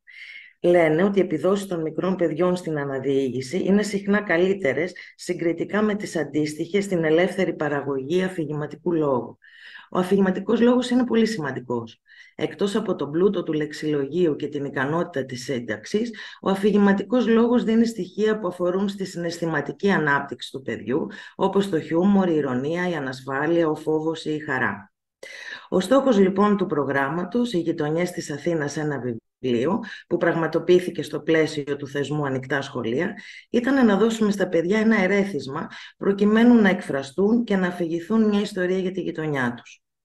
Για να επιτευχθεί ο στόχος αυτός, χρησιμοποιήθηκε ως ερέθισμα εικόνα. Αρκεί να σημειωθεί, αξίζει να σημειωθεί μάλλον, ότι ο θεσμός για ανοιχτά σχολεία δημιουργήθηκε από το 2016 προκειμένου να προσφέρει δωρεάν δημιουργική απασχόληση στα παιδιά κατά τις απογευματινές ώρες. Κατά τη διάρκεια λοιπόν του προγράμματος αυτού, ήμασταν 2 υπεύθυνοι του προγράμματος, εγώ και άλλη μια συνάδελφος μουσικός, προκειμένου να κεντρήσουμε το ενδιαφέρον των παιδιών και να επικοινωνήσουμε καλύτερα μαζί τους. Παίξαμε θεατρικά παιχνίδια, λεκτικά παιχνίδια, ενώ χρησιμοποίησαμε εικόνες, οι οποίες οι περισσότερες ήταν φωτογραφίες από τη γειτονιά τους. Μέσω λοιπόν του θεατρικού παιχνιδιού καλλιεργείται η εικονότητα του μικρού παιδιού να προσποιείται ότι ένα αντικείμενο συμβολίζει κάτι διαφορετικό από αυτό που είναι στην πραγματικότητα. Το θεατρικό παιχνίδι που χρησιμοποιείται στην προσχολική αγωγή μπορεί να ενισχύσει αφενός τη γνωστική ανάπτυξη και αφετέρου τη γλωσσική ανάπτυξη μέσω του προφορικού λόγου. Αυτό έπαιξε ιδιαίτερα σημαντικό ρόλο στη δημιουργική έκφραση των παιδιών και βοήθησε στην αφήγηση ιστοριών με θέμα τη γειτονιά τους. Στηριχτήκαμε λοιπόν στη δύναμη του θεάτρου και της εικόνας και κυρίως το παιχνίδι. Όσον αφορά το ρόλο του θεάτρου τώρα. Η άσκηση στο θέατρο από πολύ μικρή ηλικία είναι μια από τις πιο ισχυρές ενωτικές δυνάμεις θεμελιώδους μάθησης. Το θέατρο δημιουργεί ένα συλλογικό λόγο που απευθύνεται σε όλους μας και στηρίζεται σε όλους τους κώδικες ομιλίας και επικοινωνίας που έχουν εφευρεθεί από τον άνθρωπο από τότε που δημιουργήθηκε η γλώσσα. Χρησιμοποιεί υλικό που βασίζεται στα παγκόσμια σύμβολα και στην πολιτιστική ποικιλομορφία της γλωσσικής κοινότητας. Το θέατρο είναι στιγμιαίο και ταυτόχρονα διαπέραστο, πολύ κοντινό μας, διαυγές και κάποιες φορές σκοτεινό. Καθρεφτίζοντας τη συλλογική ψυχή, αντιλαμβάνεται πλήρως τις πλέον ορατές εκδηλώσεις του συλλογικού νου και επίσης αποκαλύπτει το φόβο της συνείδησης όταν έρχεται αντιμέτωπη με το άγνωστο. Όταν λοιπόν τα παιδιά ασκούνται στο θέατρο, οριμάζουν πιο γρήγορα και στη συνέχεια μπορούν να αμφισβητήσουν συχνότερα τις γνωστικές διεργασίες. Όσον αφορά τώρα για το ρόλο της εικόνας. Οι εικόνες για τα παιδιά της προσχολικής ηλικίας αποτελούν ένα μέσο ερμηνείας του κόσμου που τα περιβάλλει. Η εικόνα έλκει με μοναδικό τρόπο το παιδί. Το εντυπωσιάζει, το διεγείρει, το πληροφορεί. Η εικόνα προκαλεί το λόγο. Αποτελεί ένα ερέθισμα που θα οδηγήσει το παιδί να δημιουργήσει τις δικές του ιστορίες. Στη δύναμη της εικόνας στηριχτήκαμε κι εμείς η δημιουργία αυτού του προγράμματος, προκειμένου να οθήσουμε τα παιδιά να αφηγηθούν τη δική τους ιστορία. Σκοπός ήταν τα παιδιά να οδηγηθούν σε μια ελεύθερη δημιουργία, προκειμένου να προσεγγίσουν την πραγματικότητα με το δικό τους τρόπο. Για να δημιουργήσουν λοιπόν τα παιδιά μια ιστορία σχετικά με την καθημερινότητά τους στη γειτονιά που ζουν, ακολουθήσαμε μια διαδικασία η οποία περιελάμβανε προβολές εικόνων, παιχνίδια, τραγούδια, αυτοσχεδιασμούς. Για να δημιουργήσουν και να αφηγηθούν τα παιδιά μια ιστορία από τη γειτονιά, θα έπρεπε αρχικά να επιλέξουν ένα στοιχείο και να το κάνουν πρωταγωνιστή στην ιστορία τους και να το επεξεργαστούν με διάφορους τρόπους. Στο τέλος, την ιστορία τους θα έπρεπε να τη μοιραστούν και να την επικοινωνήσουν τόσο στην ομάδα όσο και στους γονείς. Πώς παίξαμε τώρα με την εικόνα. Φωτογραφήθηκαν χαρακτηριστικές αλλά και τυχαίες όψεις της γειτονιάς και παρουσιάστηκαν στα παιδιά. Πρέπει να σημειωθεί ότι η γειτονιά αυτή βρίσκεται στο κέντρο της Αθήνας, είναι στην Κυψέλη, μια περιοχή ιδιαίτερα πυκνοκατοικημένη, άναρχα δομημένη, χωρίς ιδιαίτερο πράσινο, με μεγάλη κίνηση στους δρόμους, γεμάτη πολυκατοικίες. Οι υπεύθυνοι λοιπόν του προγράμματος, προκειμένου να συλλέξουν οπτικό υλικό, φωτογράφησαν όψεις της γειτονιάς των παιδιών, κτίρια, καταστήματα, μια παιδική χαρά, δρόμους, όψεις του σχολείου. Φωτογράφησαν επίσης και μεμονωμένα στοιχεία, όπως ρούχα απλωμένα στο μπαλκόνι, ένα κάδο σκουπιδιών, μια κούνια από την παιδική χαρά, μια διαφημιστική πινακίδα, αυτοκίνητα παρκαρισμένα, μπαλκόνια με λουλούδια και άλλα. Οι φωτογραφίες αυτές προβλήθηκαν στα παιδιά, χωρίς όμως να τα πληροφορήσουμε ποια σημεία της πόλης απεικονίζουν. Στη συνέχεια αφήσαμε τα παιδιά να σχολιάσουν τις φωτογραφίες και καταγράψαμε τις απαντήσεις τους. Τα περισσότερα παιδιά δεν κατάλαβαν ότι η όψη της πόλης που έβλεπαν ήταν από τη γειτονιά τους. Λίγα ήταν εκείνα, συγκεκριμένα 6 από τα 25 παιδιά, που αναγνώρισαν σημεία της γειτονιάς, όπως η παιδική χαρά που βρισκόταν κοντά στο σχολείο. Πολλά παιδιά έδειξαν να μην ενθουσιάζονται με τις εικόνες που είδαν και έσπευσαν να παίξουν με το φως του προτζέκτορα. Άρχισε λοιπόν ένα παιχνίδι με το φως και τη σκιά μπροστά από την εικόνα που προβαλόταν στον τοίχο της αίθουσας. Αυτό το τυχαίο γεγονός έδωσε την ευκαιρία για ένα νέο παιχνίδι. Οι σκιές των παιδιών που έγιναν μέρος της εικόνας φωτογραφήθηκαν από εμάς. Η αξιοποίηση του τυχαίου αποτελεί μία από τις βασικές τεχνικές ανάπτυξης του θεατρικού παιχνιδιού. Μέσα από ένα τυχαίο γεγονός, ένα απρόοπτο, ένα απλό περιστατικό, μία κίνηση, μία φράση, είναι δυνατόν να παραχθεί μία νέα κατάσταση. Δίνεται δηλαδή ένα ερέθισμα που θα πάρει διάφορες μορφές. Τα παιχνίδια με το φως και τη σκιά έδωσαν νέα ερεθίσματα στα παιδιά. Άρχισαν να δείχνουν μεγάλο ενδιαφέρον για τις φωτογραφίες, άρχισαν να μιλούν για αυτές, να επικοινωνούν και να συνεργάζονται, αλλά και να παίζουν. Σε όλους μας αρέσει να λέμε και σε όλους μας αρέσει να ακούμε ιστορίες. Υιοθετώντας αυτή την άποψη, ως υπεύθυνοι του προγράμματος, ξεκινήσαμε δείχνοντας τα παιδιά ξανά τις φωτογραφίες της γειτονιάς. Τα παιδιά κλήθηκαν να επιλέξουν μια φωτογραφία που τους έκανε εντύπωση. Όλα τα παιδιά, για ένα σχολείο μιλάω έτσι, αυτού του σχολείου, επέλεξαν μια φωτογραφία που απεικόνιζε ένα μεγάλο κίτρινο φύλλο, το οποίο ήταν πεσμένο στο πεζοδρόμιο έξω από το σχολείο τους. Η επιλογή αυτή ίσως να οφείλεται στο γεγονός ότι τα άλλα παιδιά ακολούθησαν τη γνώμη του πρώτου. Ίσως να ήταν και τυχαία. Το στοιχείο λοιπόν αυτό, στο οποίο έπρεπε να βασιστούν τα παιδιά για να δημιουργήσουν την ιστορία, ήταν ένα κίτρινο φύλλο πεσμένο στο πεζοδρόμιο έξω από το σχολείο. Στη συνέχεια, τα παιδιά άρχισαν να αυτοσχεδιάζουν, εκφράζοντας ιδέες και εντυπώσεις σχετικά με την εικόνα που είχαν επιλέξει. Ο αυτοσχεδιασμός έδωσε στα παιδιά την ευκαιρία να ανακαλύψουν νέες εμπειρίες, να παίξουν και να επικοινωνήσουν μεταξύ τους. Ο στόχος ήταν συγκεκριμένος. Θέλαμε να αφηγηθούν μια ιστορία για τη γειτονιά, χρησιμοποιώντας ένα μόνο στοιχείο, το οποίο εκείνα επέλεξαν. Για να οδηγηθούμε λοιπόν στην επίτευξη του στόχου, έπρεπε να δημιουργηθούν οι κατάλληλες προϋποθέσεις, ώστε η αφήγηση των παιδιών να πάρει μια ολοκληρωμένη μορφή ως προς το περιεχόμενο, τη δομή, αλλά και τα εκφραστικά μέσα. Σημαντικό ρόλο στη διαδικασία είχαν διάφορα λεκτικά παιχνίδια που παίξαμε, προσπαθώντας να δώσουμε ένα όνομα σε αυτό το φύλλο, να του δώσουμε ταυτότητα, να μαντέψουμε τον προορισμό του. Όσον αφορά τώρα την αφήγηση, πώς εξελίχθηκε. Οι αυτοσχεδιασμοί και τα παιχνίδια λόγου οδήγησαν τα παιδιά στην αφήγηση της ιστορίας. Κάθε παιδί διατύπωσε τη δική του εκδοχή για το φύλλο. Η παιδαγωγή, εμείς δηλαδή, παιδαγωγή εντός εισαγωγικών, εγώ είμαι θεατρολόγος ή άλλη συνάδελφος μουσικός, ηχογράφησαν τις ιστορίες των παιδιών. Αρχικά τα παιδιά εξέφρασαν τις απορίες τους σχετικά με το φύλλο. Ενδεικτικά είναι τα ακόλουθα ερωτήματα. Πώς το λένε, από πού έρχεται, πού πάει, φίλους έχει, θέλει κάτι να πει, μήπως πεινάει, διψάει, κρύβεται, θέλει να παίξουμε, γιατί είναι κίτρινο, πώς βρέθηκε εδώ, το έφερε ο αέρας. Τα παιδιά που μιλούν, η ηλικία τους είναι από 4 μέχρι 6 ετών. Αξίζει λοιπόν να σημειωθεί ότι τα παιδιά αντιμετώπισαν από την αρχή το φύλλο σαν ένα πρόσωπο που είχε τη δική του ιστορία.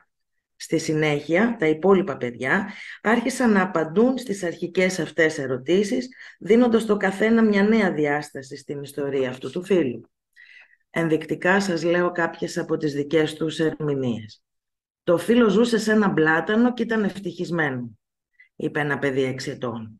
Το φύλλο αυτό ξέρει όλα τα μυστικά, αλλά δεν μιλάει. Περιμένει να παίξουμε, είπε ένα άλλο παιδί 6 ετών. Το φύλλο αυτό ήταν σε ένα σπίτι, αλλά εκεί βρισκόταν και ένας τράγος και ήθελε να το φάει. Έτσι έφυγε και ήρθε εδώ, είπε ένα παιδί 5 ετών. Εγώ νομίζω ότι το φύλλο έμεινε εδώ γιατί του αρέσει το σχολείο, είπε ένα άλλο παιδί 5 ετών. Αυτό το φύλλο ξέρει τα πάντα. Δεν ξέρει μόνο πότε θα χτυπήσει το κουδούνι για το διάλειμμα, είπε άλλο ένα παιδί 5 ετών. Το φύλλο θέλει να πάει σε ένα πάρκο με σκύλους, είπε ένα παιδί 4 ετών. Ένα άλλο παιδί 4 ετών είπε, θέλω να το πάρω μαζί μου. Ένας άλλος, το φύλλο είναι κίτρινο γιατί το ζωγράφισε ένας ζωγράφος. Άλλη απάντηση, το φύλλο γυρίζει σε όλο τον κόσμο γιατί ψάχνει φίλους.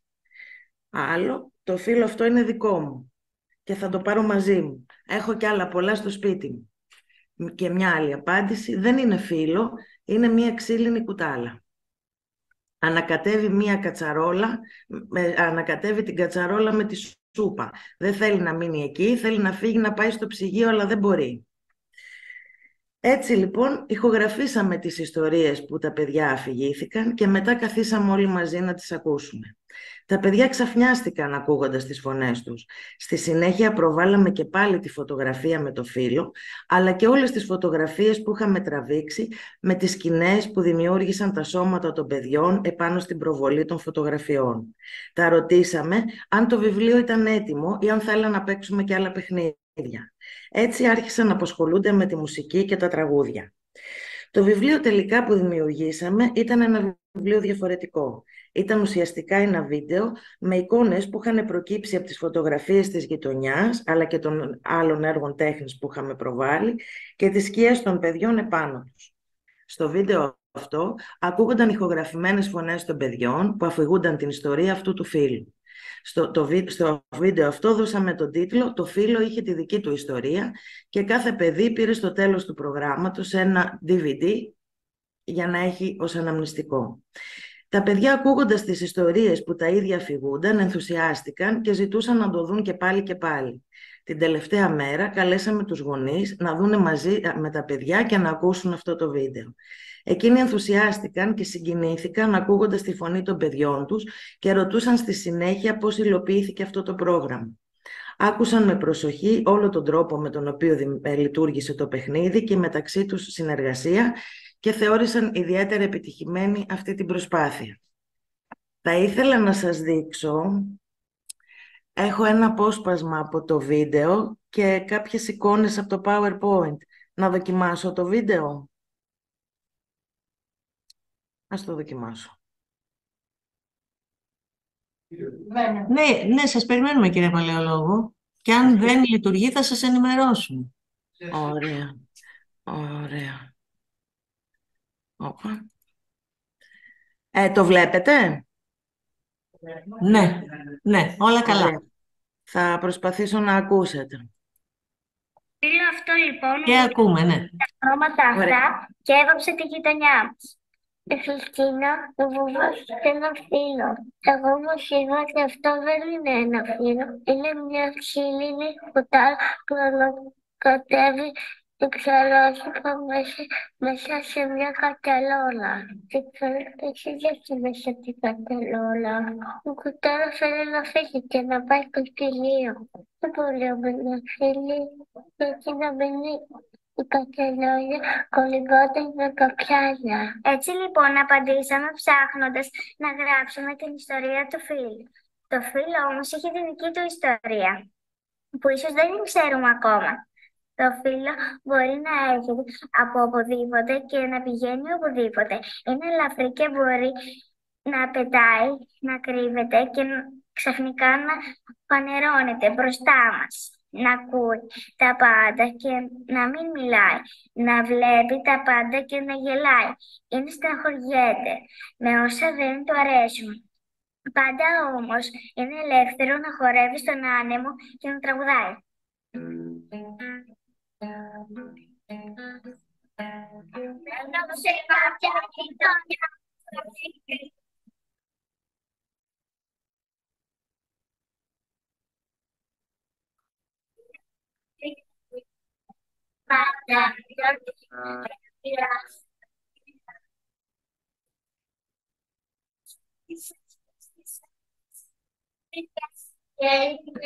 Για το νερό τα μίλου,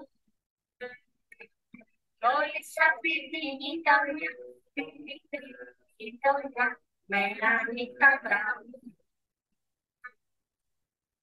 Άσπρες τότε, τα κορίτσια χωρίζουνε και τα πόδια κοιτάνε.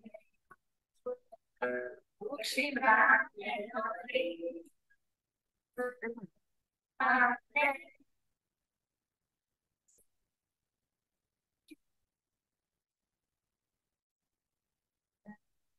Τη δική μου αγάπη δεν την ξέρω τι θα πει.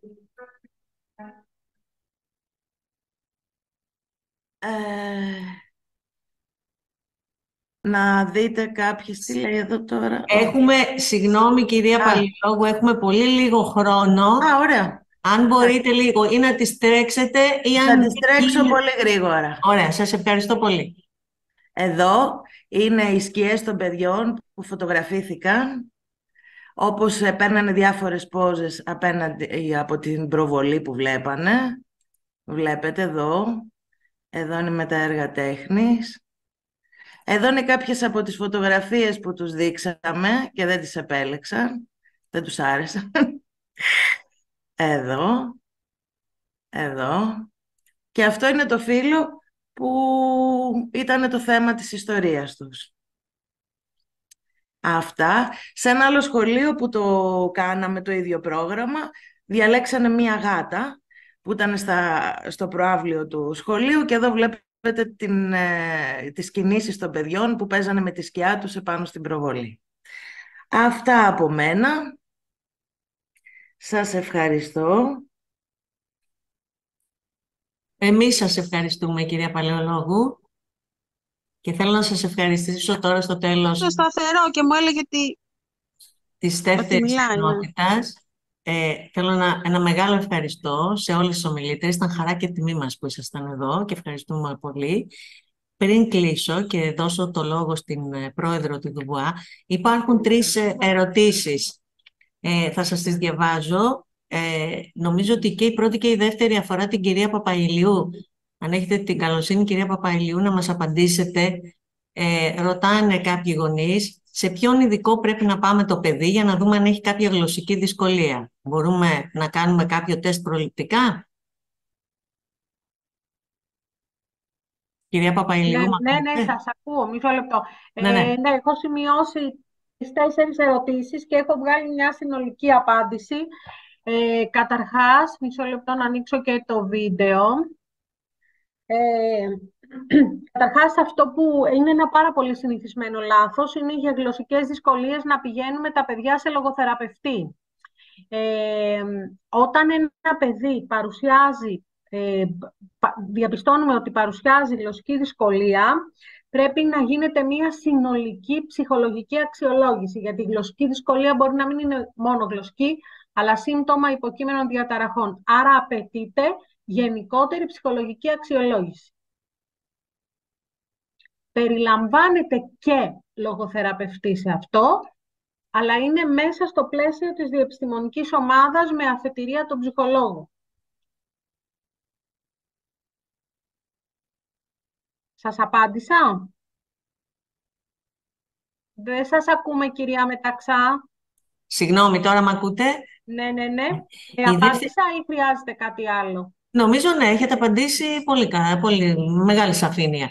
Η επόμενη ερώτηση είναι, επομένως ρωτάει ο γονιός, η ΔΕΠΗ διαγιγνώσκεται σε δίχρονα? Λοιπόν, τώρα πια έχουμε φτάσει στο σημείο να μπορούμε με αρκετή ασφάλεια να κάνουμε περιστατωμένη ανίχνευση ΔΕΠΗ. Υπάρχει ένα όριο μεταξύ ανίχνευσης και διάγνωσης. Κάποιοι συνάδελφοι υποστηρίζουν ότι σαφώς γίνεται ανίχνευση. Εγώ πιστεύω ότι είμαστε πάρα πολύ κοντά και ανιχνεύουμε συμπτώματα και μπορούμε να βάλουμε το παιδί στην πρώιμη παρέμβαση. Βεβαίως, ναι. Η απάντηση είναι ναι. Ευχαριστούμε πολύ, κυρία Παπαηλιού. Θέλω εδώ, αν μπορείτε να μου... Υπάρχει μία άλλη ερώτηση για την οποία έχω δει, η οποία αφορά για κάποιο εργαλείο, νομίζω, η οποία είναι πιο κάτω. Θέλω με την ευκαιρία να μου δώσετε να πω κάτι. Παρακαλώ. Έτσι, σαν μία παρένεση στους γονείς, δέχτηκα αυτή την παρένεση ως γονιός, αλλά αυτό βγαίνει και από... Το βρήκα και μέσα από την επιστημονική έρευνα. Καλό θα είναι οι γονείς προληπτικά να επισκέπτονται μέχρι το παιδί τους, να σιγουρέψουμε ότι έχει ομαλή γλωσσική ανάπτυξη, έναν οριλά. Γιατί συμβαίνουν μικροτίτιδες, οι οποίες δεν οδηγούν σε σοβαρή κόφωση, η οποία να τη διαπιστώνεις εύκολα, όμως πολύ μικρές απώλειες στην ακοή μπορεί να έχουν ως αποτέλεσμα το παιδί να μην μπορεί να ξεχωρίσει καλά τους ήχους της γλώσσας. Αυτό οδηγεί σε καθυστέρηση στην ομιλία, είναι ανεπαίσθητο και δεν ανιχνεύεται από τον παιδίατρο. Άρα λοιπόν μία επίσκεψη ανά εξάμηνο είναι πολύ σημαντική και φτάνουμε στο σημείο να μην μιλάει καλά το παιδί και συνεπώς να μην γράφει καλά και να έχουμε τα παρελκυόμενα. Αυτά. Ευχαριστούμε, κυρία Παπαηλιού. Ευχαριστούμε πολύ. Υπάρχει μία ερώτηση για την κυρία Βαρβάρα Αγγελή. Μας ακούτε, Ναι. κυρία Αγγελή? Ναι, σας ακούω. Εσείς με ακούτε? Βεβαίως. Υπάρχει το εξής ερώτημα από κάποιους γονέα. Θα μας ενδιαφέρει να μας μιλήσετε λίγο για τα tantrums και αυτά τα ξεσπάσματα θυμού. Πώς απαντάμε στα ξεσπάσματα και στο κλάμα όταν δεν μας επιτρέπει το παιδί να το προσεγγίσουμε? Να πω πάνω σε αυτό. Καταρχήν, δεν υπάρχουν μαγικές συνταγές. Και δεν υπάρχει συνταγή γιατί τι είπαμε πριν, κάθε παιδί είναι μοναδικό. Κάθε οικογένεια είναι μοναδική. Οι σχέσεις οι οποίες υπάρχουν μεταξύ παιδιού και μητέρας, πατέρα και γενικότερα οικογένειες είναι διαφορετικές. Εγώ θα προτρέψω τους γονείς, μετά από αυτή τη συνάντηση, να παρατηρήσουν πότε ένα παιδί παρουσιάζει αυτή τη συμπεριφορά. Μήπως είναι εξουθενωμένο, μήπως είναι κουρασμένο, μήπως έχει συμβεί κάτι πριν το οποίο το έχει στεναχωρέσει και με αυτόν τον τρόπο εκφράζει τα συναισθήματά του. Μήπως οι ίδιοι είναι πολύ ηγετικοί και δεν δίνουν χώρο να εκφραστεί το παιδί. Ας κάτσουν οι ίδιοι να κάνουν μια μικρή παρατήρηση και θα δούνε ότι πολλές φορές όλα ξεκινάνε από το περίγυρο, δηλαδή από τον τρόπο με τον οποίο μεγαλώνει ένα παιδί.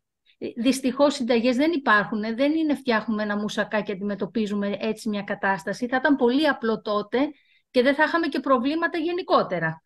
Γιατί βλέπετε σε τι προβλήματα αντιμετωπίζουμε σήμερα. Βλέπεις 12χρονα να έχουν μια συμπεριφορά παραβατική, η οποία την είχαμε πότε? Στα 21. Έχουν κατέβει πολλοί ηλικίες. Άρα λοιπόν, εγώ ξαναλέω, δώστε χρόνο στα παιδιά να πάρουν ανάσα και μην αγχώνεστε. Τα παιδιά όταν ζουν σε ένα περιβάλλον που είναι θετικό, δείχνει αγάπη, τους δίνει χρόνο να εκφραστούν, να πούν αυτό που θέλουν και δεν πιέζουν συνέχεια τα παιδιά. Το καταλαβαίνω, τους καταλαβαίνω εγώ τους γονείς. Έχω 2 παιδιά μεγάλα τώρα πια, αλλά το καταλαβαίνω. Ξέρω πώς είναι να είσαι τρελαμένος με τη δουλειά, με την πίεση, την καθημερινή και να έχεις παιδιά. Όμως πρέπει, για να μπορέσουμε να έχουμε ευτυχισμένα παιδιά στο μέλλον και ευτυχισμένους ενήλικες, να κάνουμε την παρατήρησή μας και να δούμε τι δεν γίνεται σωστά από μας. Σπάνια φταίνε τα παιδιά. Αυτά. Σας ευχαριστώ πολύ. Καλή συνέχεια σε όλους. Εμείς ευχαριστούμε. Καλή συνέχεια και σε εσάς. Ευχαριστούμε για μια ακόμα φορά όλους τους όσοι είχαν συνδεθεί πρωτίστως στις ομιλήτριες και ευελπιστούμε σε επόμενες ημερίδες που θα λύσουν πολλά ερωτήματα. Δίνω το λόγο τώρα στην πρόεδρο του Δημοτικού Γρυφοκομείου για το κλείσιμο της σημερινής ημερίδας, την κυρία Δήμητρα Ινές Αγγελή Λικούδη. Πρόεδρε, σας ακούμε. Εγώ δεν έχω να πω τίποτα παραπάνω από το ότι γράψατε ακόμα μια σελίδα ιστορίας όλοι μαζί. Γονείς, παιδαγωγοί, καθηγητές, ομιλητές, οι εργαζόμενοι. Δώσατε μια ακόμα Κυριακή από το χρόνο σας στο να μπορέσουμε να επικοινωνήσουμε, το πιο σημαντικό στοιχείο. Να πω ότι ακούσαμε και πράγματα που αφορούν λίγο μεγαλύτερα παιδιά, ενδεχομένως να ανακουφίσουν λίγο τις ανησυχίες που έχετε για τα πολύ μικρά σας παιδιά, για τις ηλικίες που θα ακολουθήσουν και στο δημοτικό σχολείο. Διακρίνω κάποια πράγματα που οι απορίες σας εύλογες είναι. Δεν σας παρουσιάσανε το ιδανικό. Σας παρουσιάσανε αυτό που πρέπει να υπάρχει σε ένα ολοκληρωμένο δίκτυο βρεφονηπιακών σταθμών όπως είναι του Δημοτικού Βρεφοκομείου. Οι γονείς που μας ακούνε, μαζί με τις παιδαγωγούς, ας επικοινωνήσουν και σε αυτούς που δεν μπόρεσαν να είναι μαζί μας όλα αυτά τα όμορφα που υπόθηκαν. Δημιουργήστε τις επόμενες θεματικές. Οι δικές σας απορίες, οι δικές σας διαφορές θα είναι αυτές που θα μας κάνουν να συζητήσουμε για το καλύτερο για τα παιδιά, για το καλύτερο του δικτύου. Πάνω απ' όλα, κυρία Παπαηλίου, χαίρομαι ειλικρινά να μεταφέρετε, επειδή εσείς είστε τώρα από το τμήμα ως αναπληρώτρια παρούσα, χαίρομαι πραγματικά για αυτή την συνεργασία που έχουμε. Το Δημοτικό Βρεφοκομείο Αθηνών με τα ψυχομετρικά εργαλεία είναι το πρώτο πανελλαδικά που θα μπορεί να κάνει αυτή την ανίχνευση. Μάλιστα, διαθέτουμε αυτή την ομάδα στο συμβουλευτικό μας σταθμό και με ψυχολόγους, αλλά και λογοθεραπευτές, που σαφώς δεν μπορούμε να κάνουμε την πρακτική της αντιμετώπισης ενός προβλήματος, αλλά μπορούμε με την εμπειρία που έχουν και την παρατήρηση πάνω στα παιδιά να προβληματιστούμε για κάποιες διαφορές στο κάθε παιδί. Ναι, κυρία Αγγελή, το κάθε παιδί είναι μοναδικό, όπως και η κάθε οικογένεια είναι μοναδική. Εγώ χαίρομαι πάρα πολύ που σας ακούω και μιας και τα παιδιά μου μεγαλώσανε μέσα στους βρεφονηπιακούς σταθμούς της Αθήνας, του Δημοτικού Βρεφοκομείου, τώρα αρκετά χρόνια μετά καταλαβαίνω αυτά τα οποία εμπειρικά μου δώσαν οι παιδαγωγοί και το περιβάλλον αυτό το άρτιο του βρεφονηπιακού σταθμού στο να λειτουργήσω σαν μητέρα. Είστε λοιπόν όλοι μαζί με κέντρο το παιδί, μία αδιάρρηκτη ομάδα παιδαγωγών, βοηθητικού προσωπικού, των καθηγητών του Πανεπιστημίου και πάνω απ' όλα των γονέων. Είστε αυτοί που θα καταφέρουμε το καλύτερο δυνατό για τα παιδιά μας. Σας εύχομαι να έχετε μια καλή εβδομάδα, να επαναλάβουμε γρήγορα τις συναντήσεις μας. Προετοιμαστείτε για το θεσμό του εκπροσώπου γονέα σε κάθε βρεφονηπιακό σταθμό. Επικοινωνήστε με τους άλλους γονείς. Είμαστε μια πολύ μεγάλη ομάδα. Τα παιδιά μας πρέπει να πάρουν το καλύτερο για αυτή. Ευχαριστώ πολύ λοιπόν. Καλή αρχή σε αυτό που ξεκίνησαν η διεύθυνση της κυρίας Διβάνη και η διεύθυνση των παιδικών σταθμών με την κυρία Γεωργίδου και πορευόμαστε για το καλύτερο.